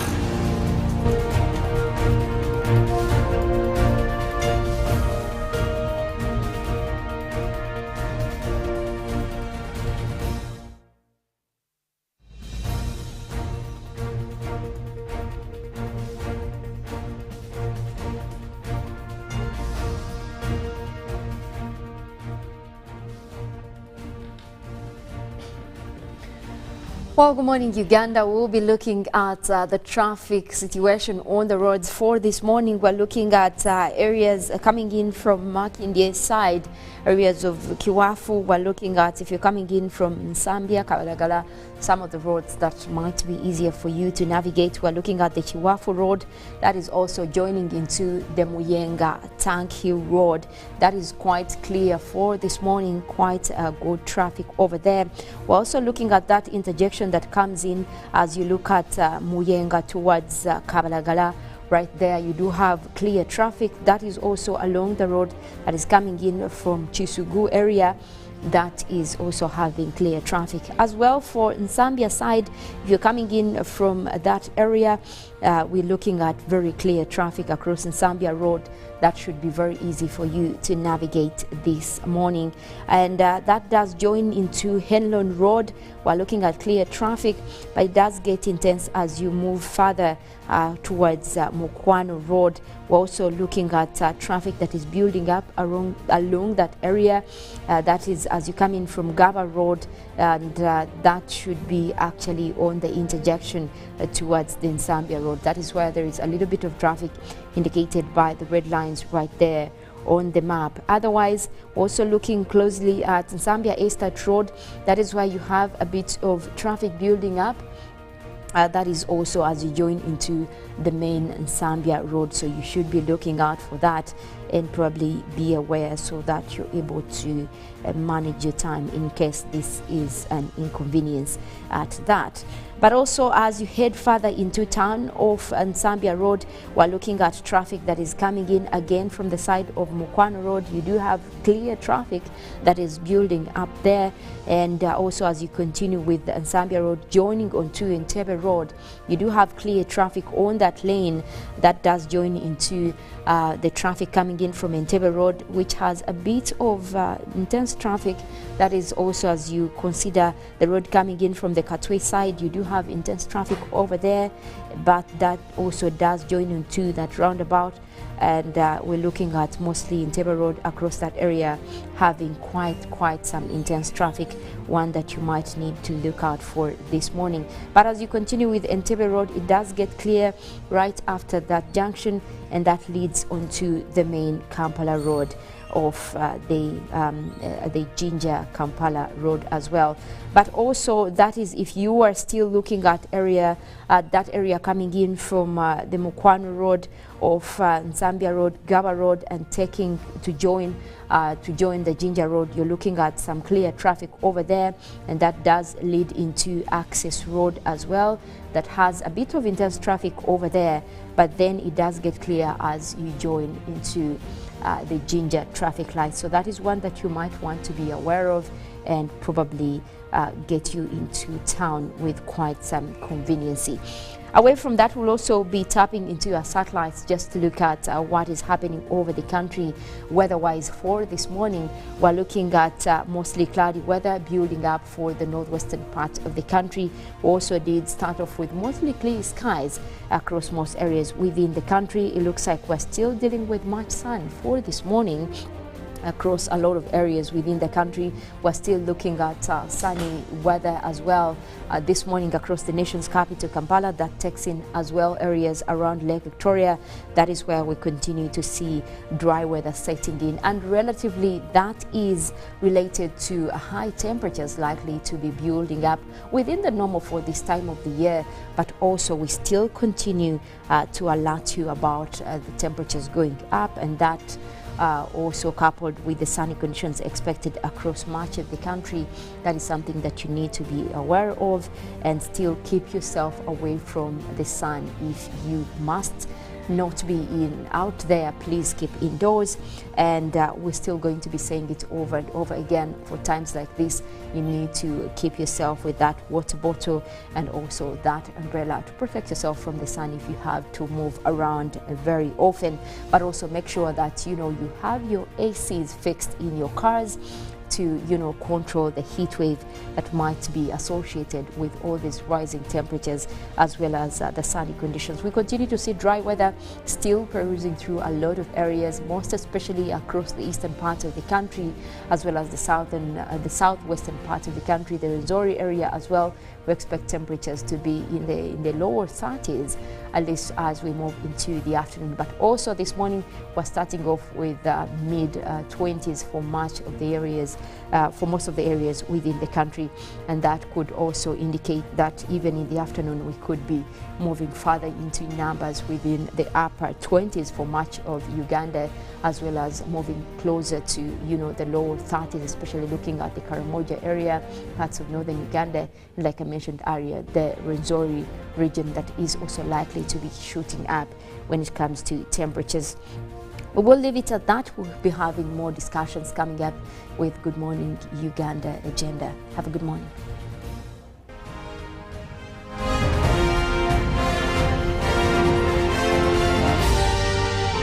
This is Good Morning Uganda.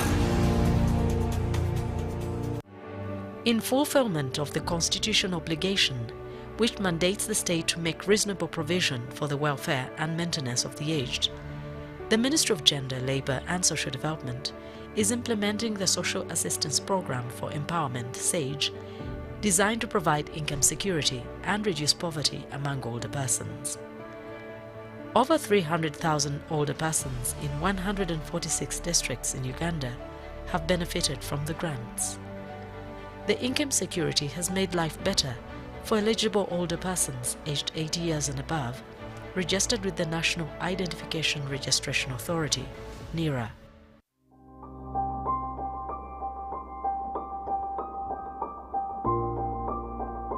Nyondi baranyita Jefferson Kahindi, Rujanjara Kabura, Gombora Chanamira, Kabare District. Kagamanya kurugirira abebembezi ba RC bari kutugambira n'aharwedi.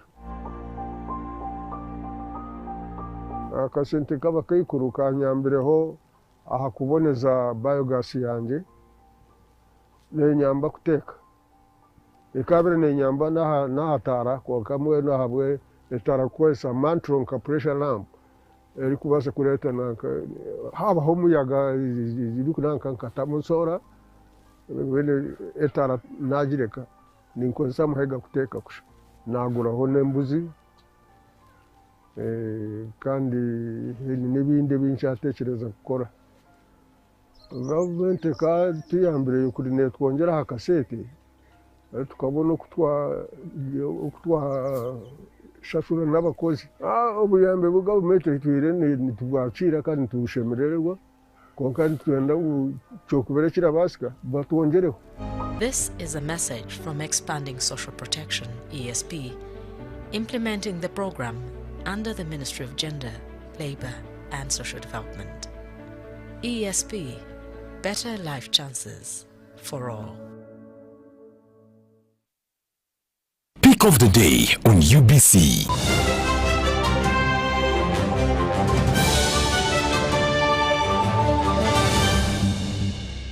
Was brought to you by Gatawo with MTN Momo Advance. Momo Advance tops up your Momo to complete your transactions.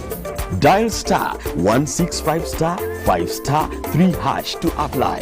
MTN Momo Advance is always available when you need it. Road traffic crashes is one of the leading causes of death among young people aged 5 and 29 years. In 2022, Uganda registered 21,473 crashes, out of which 4,534 people died and 15,227 seriously injured. 22 people die every 100 crashes, and on average, we lose 12 people daily. Legacy Road Safety Initiative, in partnership with KCCA, Ministry of Works and Transport, Ministry of Health, Uganda Police Force, Red Cross, Rosaku, Boda Boda Industry Uganda, have organized the second Road Safety Marathon for the crash victims to help create awareness, build cohesion among stakeholders, train first responders at black spots, and support a health facility. The marathon will take place on the 23rd of July 2023, starting at 7 a.m. from Nakasero Primary School grounds. Book your kits at 25,000 from Legacy Road Safety Initiative offices located at Old Kampala Chicken House, 2nd floor, room 18, or 8th Street, Safeway, Rightway offices, Total Energies, Ovino Mall, Boda Boda Industry Uganda, or visit www.lrs-initiative.org to register. Call 0752 605 479 or 0776 598 817 or 0414 698 675. Proudly powered by Daxi Driving School and Wava Water. Run to save a limb. This is the University of Africa. On the streets, you get your real education. Here, everybody has a degree of something, but the most important qualification is imagination. His reason is to be the GOAT. The reason to imagine is to take the beat and make it lit. So no matter what your situation, just use your imagination.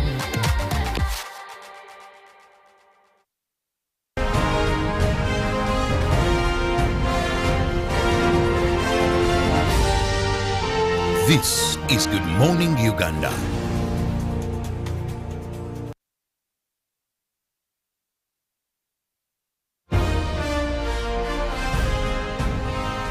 Live from Now Avenue in UBC Studios. This is Good Morning Uganda.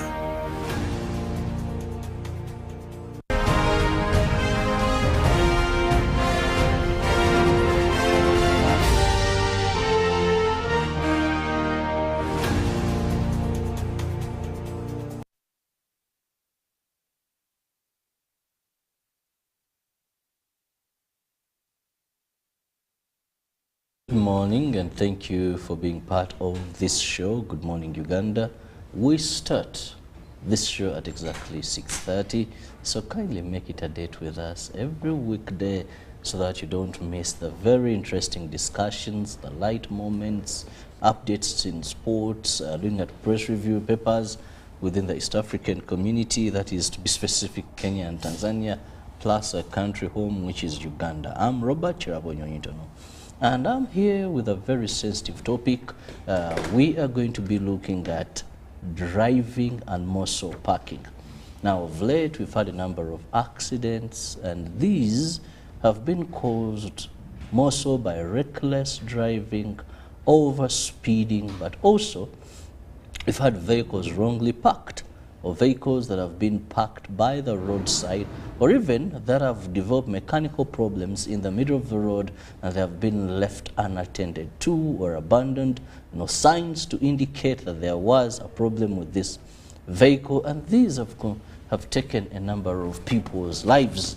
Now, joining me on set is Tamale Wilson, who is the director, Country View Driving School, and these are the people that teach those that choose to go to driving schools, because it is meant to be like that. But we have a number of people who have never attended any driving school but drive vehicles and have driving licenses in this country. Now, these are the people that train those that go through the driving schools.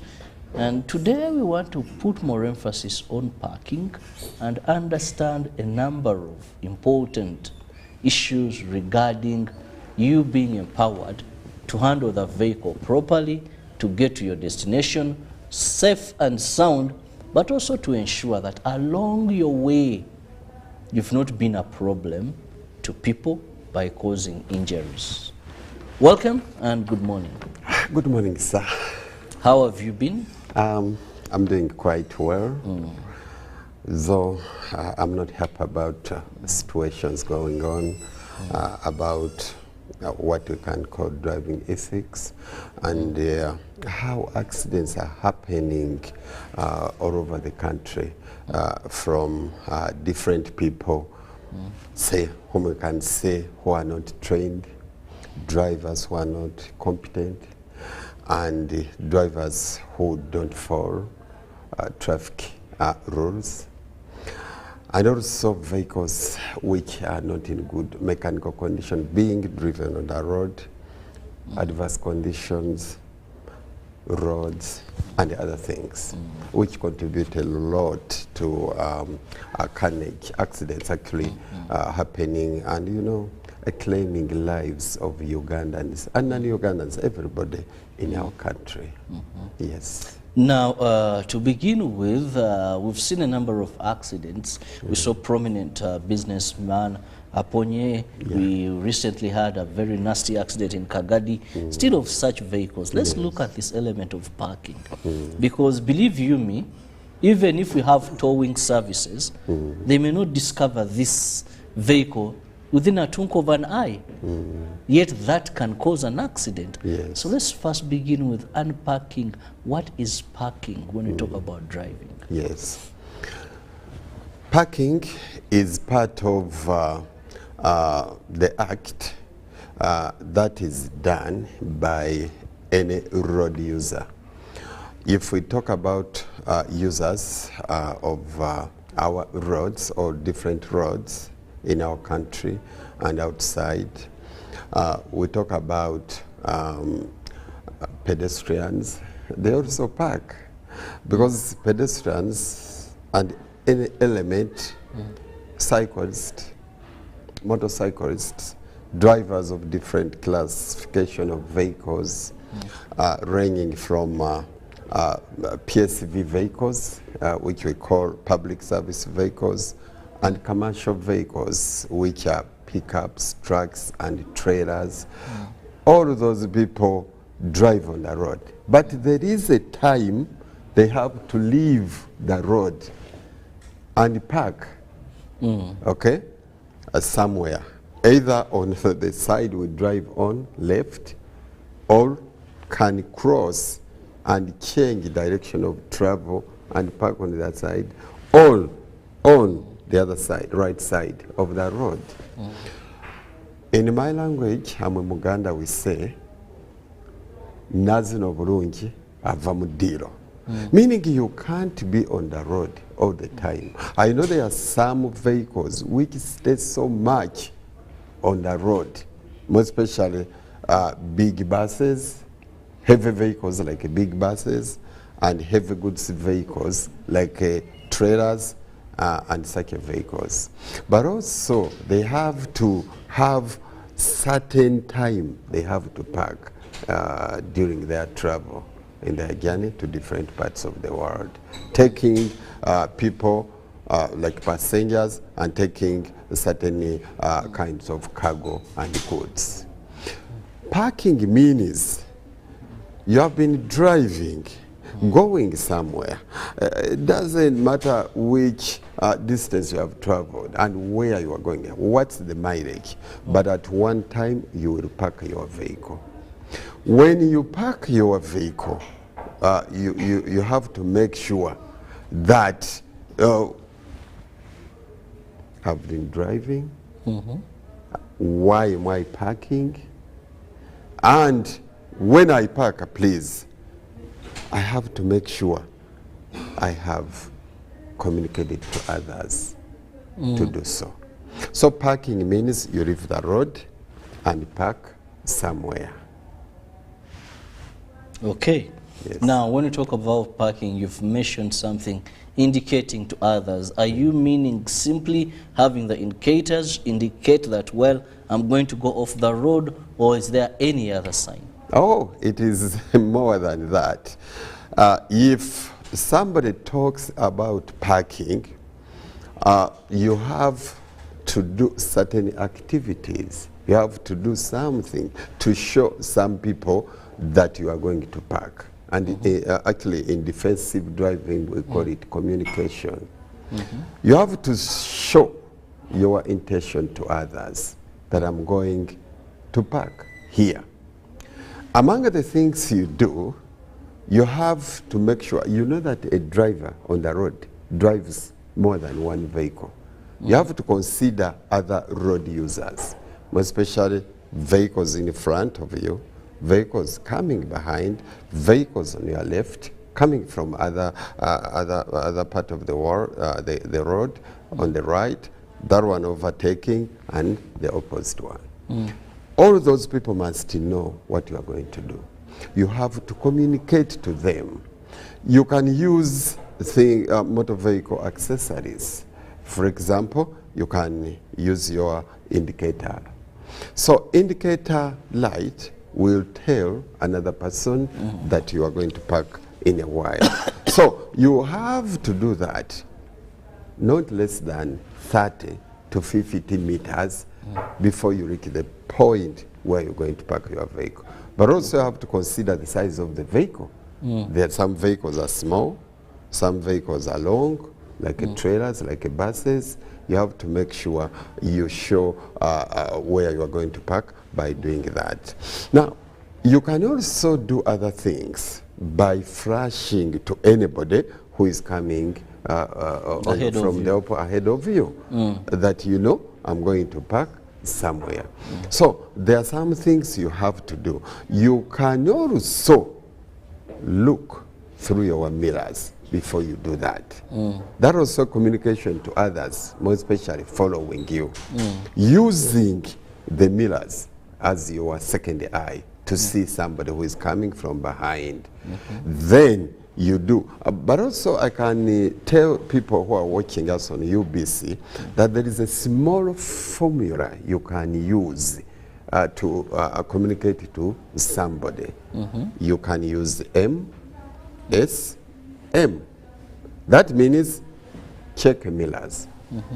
There is no person who can park or leave the road to park somewhere, either on the left or on the right, and not checking mirrors first. Then, after doing that, you do the communication. You can use the indicator we said, but also you can use your arm signal.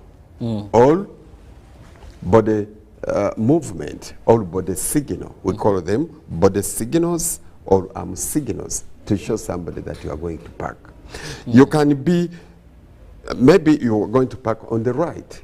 You can use your arm. That's arm signal.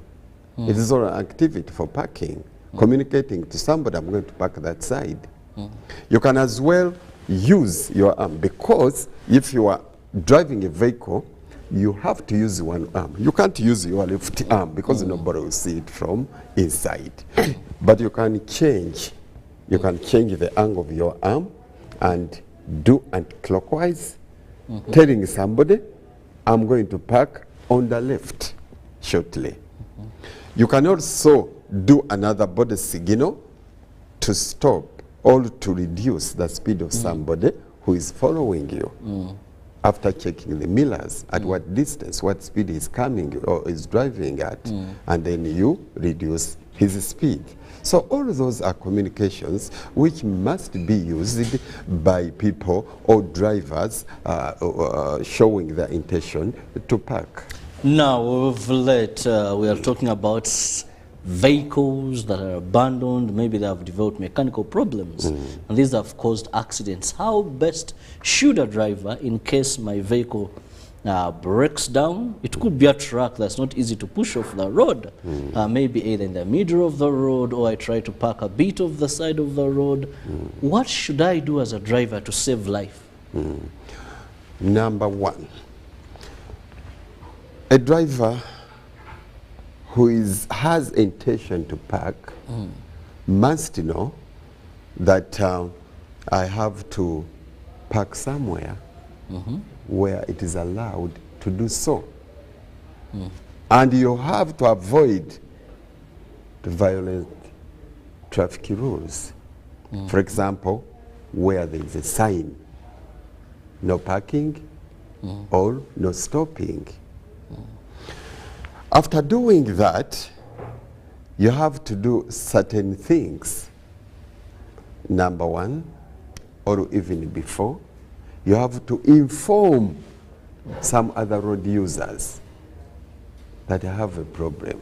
Like you said, it might be mechanical, or you can run out of fuel, or anything can happen to you as a driver. And you lose control. Even your health. Yes, or your health, yes. You feel you can't can't continue anymore. You just have to park there and then. Yes. So, you have to get a good place. And then, that place also must be straight, but also, if possible, but also it must be firm enough for the vehicle to be parked there. Inform the others that I'm going to park here. How do you inform others? You have to use certain things like triangular lifesavers. I know there are people who are going to people's gardens and get cassava yes, they leaves, get tree branches, tree branches, put them along. Yeah, tree logs and you know rocks and other things. Those are illegal. Those are not by law. But you have to get what we call triangular savers. They reflect, and then everybody can see them. You have to keep in mind that in the process of warning other people, communicating to other people, I know the dimensions to place my triangular reflector.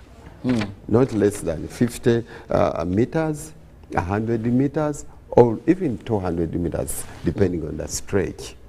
So you have to warn such a people that I have a problem. You can also use the hazard lights, the double indicators that I'm going to, maybe my vehicle has a problem, I've already parked because of this and that. More especially if you are taking part of the most bigger part of the road, if you have not parked. Otherwise, if it is safe, you have to be completely off the road and park somewhere. So communicate to such people in that way, so you will be safe. You can find people like the trailers we are talking about. There is nothing reflecting. And everybody just comes. You know, we have adverse conditions. The condition can be foggy, it can be dusty, it can create a lot of smoke. They are smoke. They are burning, you know, bricks here. They are burning charcoal here. Such scenarios. So you have to make sure where you park, somebody sees you, but also you are able to see others. Well, we are still looking at driving, and now we go into defensive driving. Now, for many times, a person would say for every accident, there is those that survive it, the driver, and doesn't happen. most of, even if you talk about a stationed vehicle that led to someone ramming into it, there could be 1,000 vehicles that passed there within the same hour. But why didn't they hit that stationed vehicle? Now that takes us to defensive driving. Yes. That even if, how equipped is the driver, that in terms of such risks, they're able to maneuver and survive. Well, from the perspective of you instructors, what is defensive driving? Yeah. Defensive driving is actually an act or an art done by any road users. If you want to be safe on roads, you have to defend yourselves. And actually we have a full Ministry of Defense keeping the lives of Ugandans and their property, guarding all our boundaries. So defensive driving means to prevent preventable accidents. If you drive in a way or in a manner to prevent preventable accidents, you are doing good. Most of the accidents we get on our roads or we meet or come across can be prevented. Actually, 95% accidents can be avoided. And those, we call them man-made. Those are caused by driver and road user. But also 5% might not be avoided. And we call them maybe God-made accidents. Disasters can come across. So maybe you are driving and the earthquake comes across. Now, it shakes. At a terrific speed, you can't tell. I don't know, it's units. And then it shakes your vehicle and every place. Are you going to hide under steering? It might be raining and you get thunderstorm. And it scares a driver as well. Are you going to hide under steering? So all of those things can happen. Whereas 76% accidents are caused by a driver, 18% accidents caused by adverse conditions, change of weather, and also 8% can be caused by defective vehicles. So in that way, we have to be driving defensively. We can also drive defensively to save lives, lives of human beings, lives of animals, to save money, not to incur a lot of expenses in repairs, courts of law, tickets. You know that people are given tickets because of offenses omitted. But also, you can save time. You have seen people quarreling all around. No, you give me my mirror, you give me this. And sometimes they fight, and people die, and people are shot as a result. So, if you have to save time, money, and lives, you are driving defensively. But you also have to look at actions of other road users, more especially bad ones. Because I'm telling you, you cannot drive from here to Masaka without meeting at least a certain accident. Okay? Sometimes it can be minor, serious, or fatal, and the people die. So you have to make sure that a person who is driving defensively can always do some other things. He can give his right of way, he can be patient, he can be considerate, he can be concentrative, attentive, and also alert. So a defensive driver has to practice all those for that safety. You have to know that the lives of people, the things, the cost, and everything you are carrying is in your hands. Yes. Now, what does defensive driving mean in terms of parking? I'm so still interested in the area of parking. Yes, in the area of parking. Yeah, If you are a defensive driver, it involves that as well. You have to do certain activities. You have to know exactly where should I park. A defensive driver knows the places to park. So, for example, you can park at your compound. That's allowed, as well as your garage. You can park at gazetted parking places. We have many places which are gazetted for parking. You can park where it is safe, where you will live easily. You can park where your vehicle will be safe. Okay? So you can park where you are not violating traffic signs, like I said already, where there's no parking, no stopping. Well, as you have to know also that parking means you park your vehicle, lock it, and get out. And that is parking. And the sign is there among the signs, you know, ordering us or guiding us where we should park.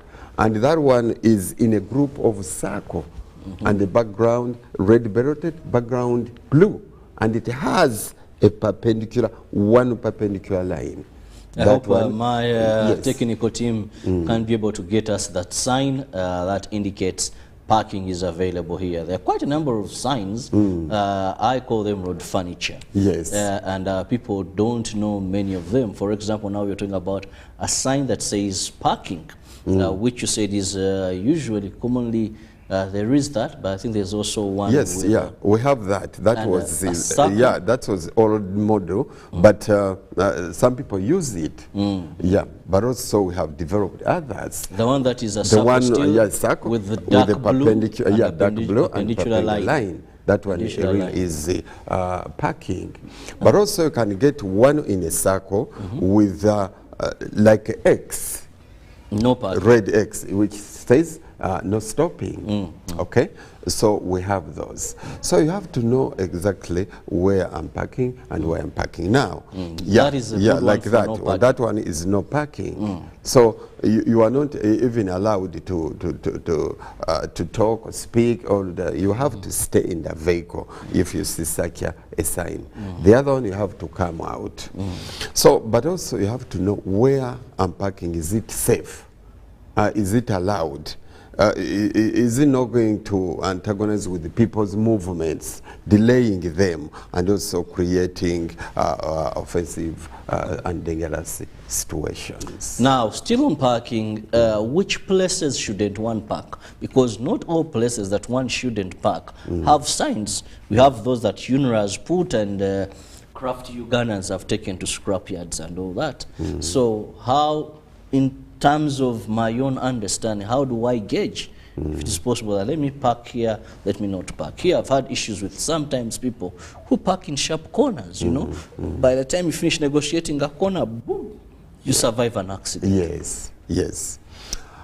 You have to understand among the places where somebody shouldn't park, mainly we call them black spots.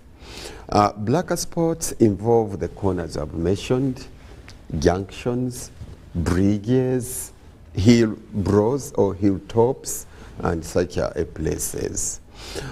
Somebody shouldn't park in somebody's gate.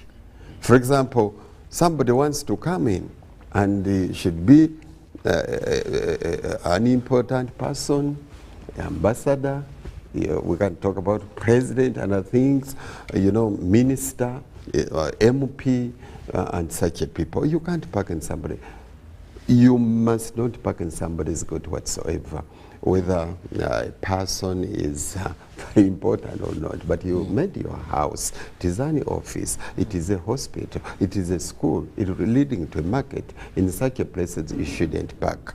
You shouldn't park in the middle of roads coming from different parts of this country, from villages and other places. If there is an exit, you are not supposed to park there.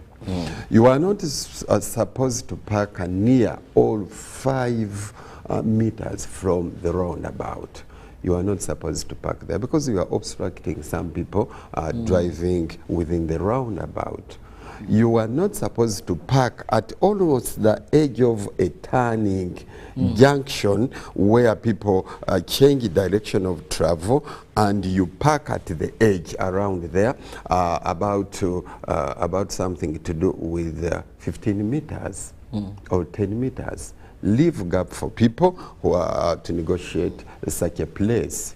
You are not supposed to park near all 15 meters from the railway line. You are not supposed. You have seen people parking near there and they hit the train. Actually, there are people hitting the train. Or train because the train has right of way. Yes.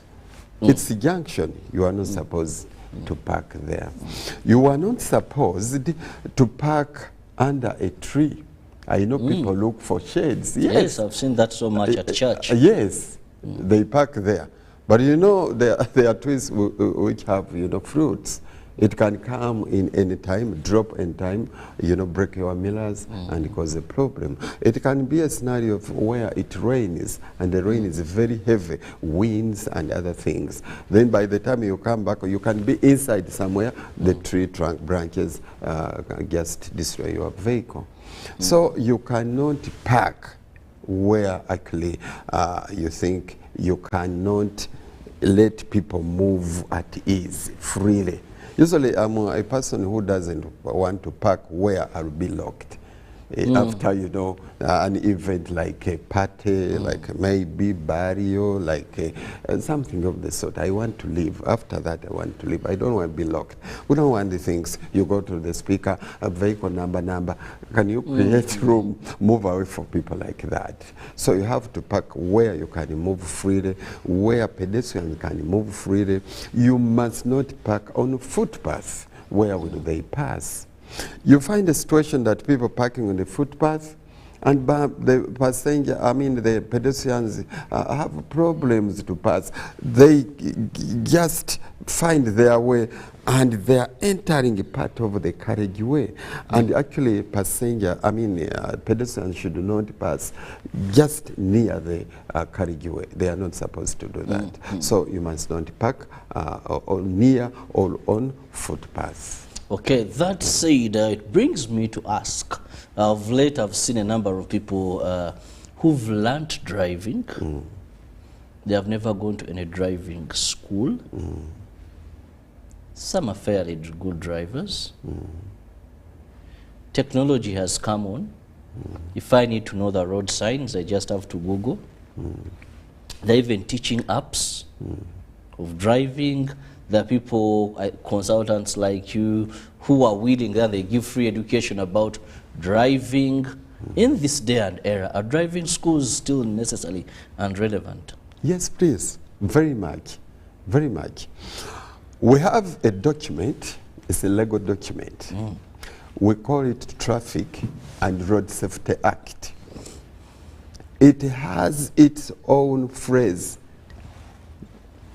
Somebody to go on our roads must go through a driving school, full stop. Yes. So those people you are talking about, they are moving vehicles and they are rolling them. They are not drivers. I know that some people teach themselves, not even train, but teach themselves at their compounds, soccer grounds, washing bays, other roads. But those are not drivers. Somebody must be competent by having skills. Areas of driving are skills, knowledge, and attitude. You can have a vehicle and you have driven many years.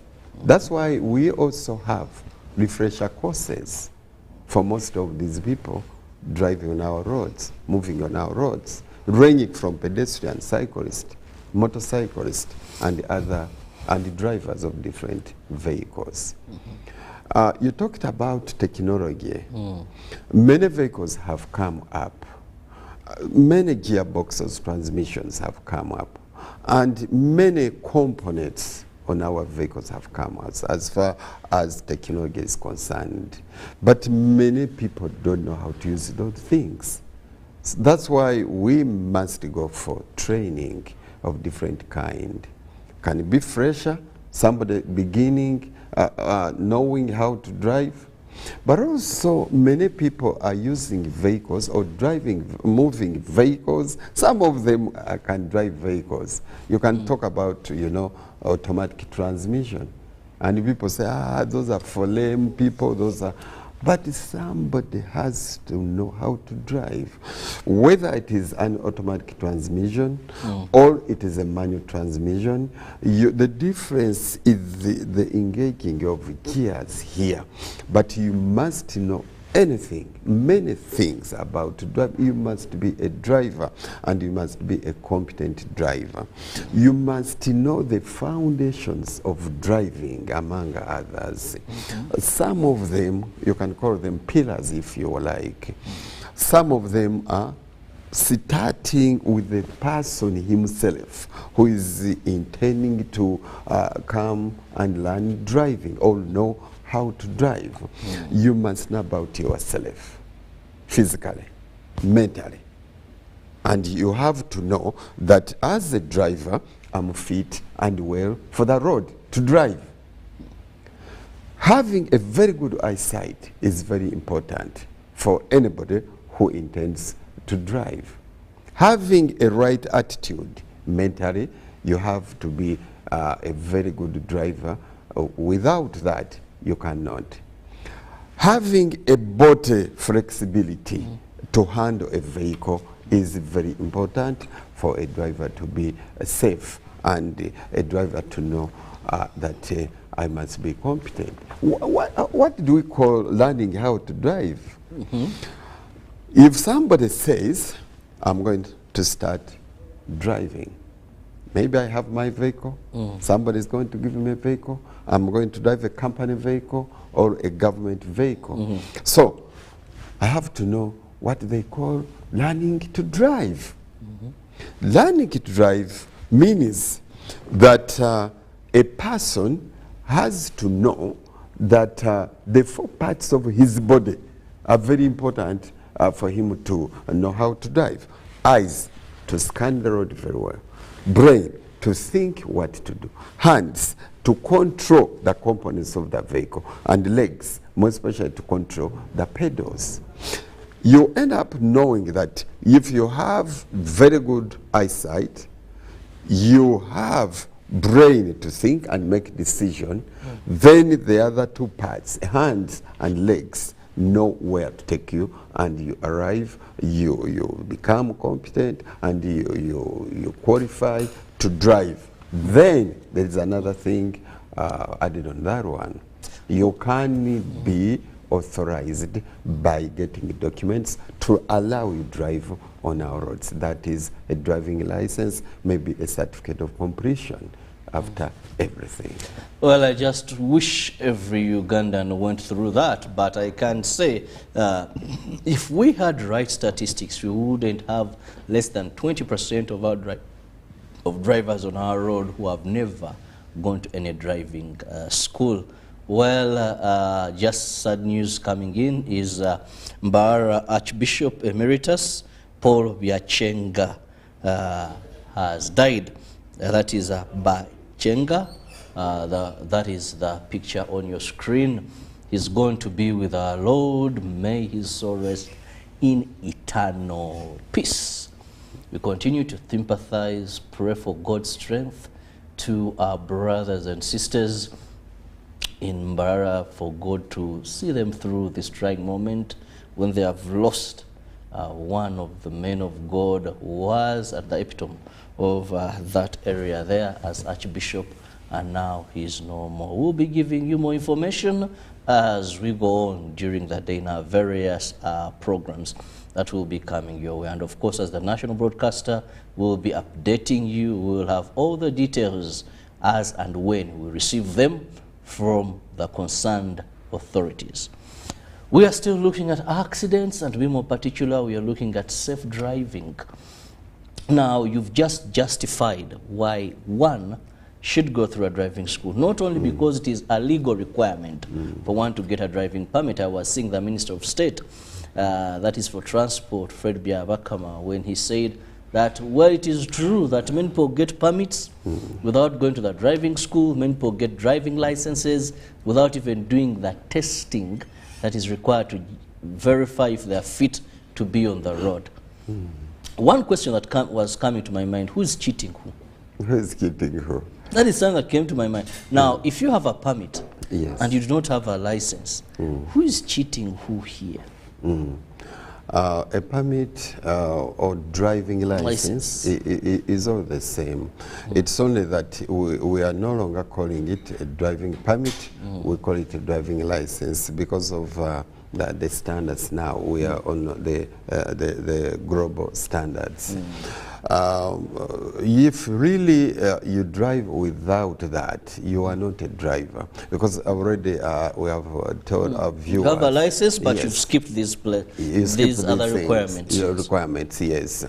I think you are not going to be competent. Actually, you cheat yourself, but also you cheat the organs, you know, doing that or taking that or concerned about those things. Police. Actually, you're a danger on the road. Yes, we are. Now, a quick one before we wind up. Time seems to be flying. You talked about new courses where drivers should continue going to upgrade. But there is one thing that I want to know from you experts. You begin with a certain class of driving license. Then someone upgrades to another class, but they have not been retested. Someone's begun with the driving VTs and all that, then he goes to a taxi, then later he goes to a bus, commercial vehicle, or coaster, PSV, yes. But they don't go back for refresher courses.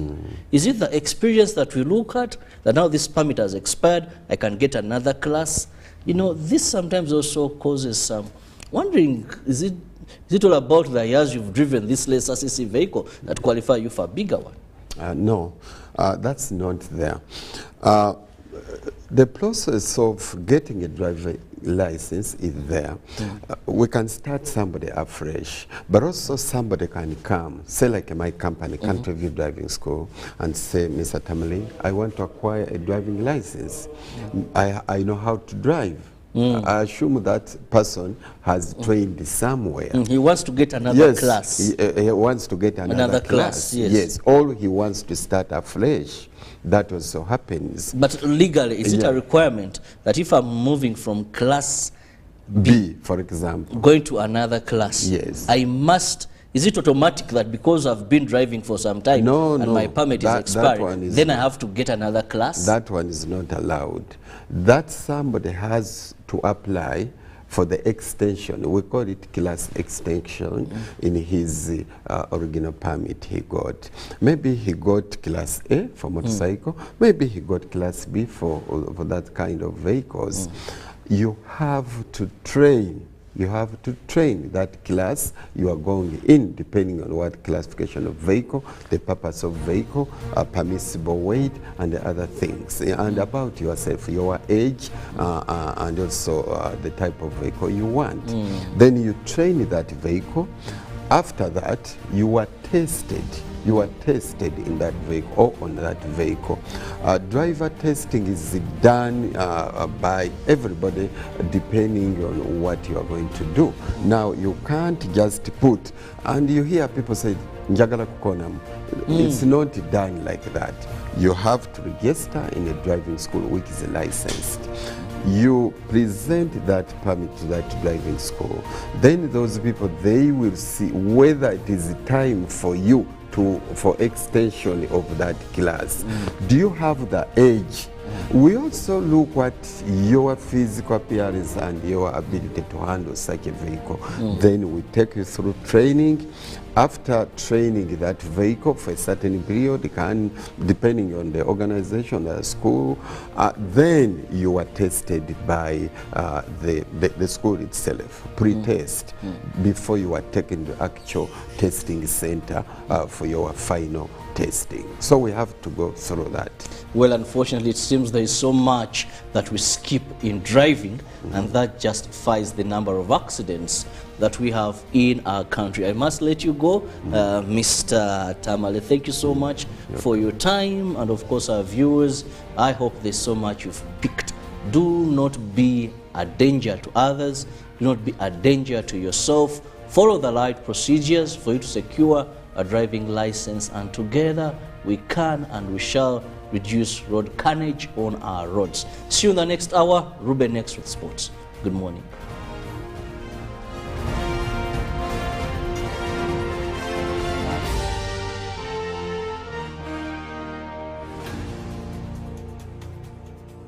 Pick of the day on UBC.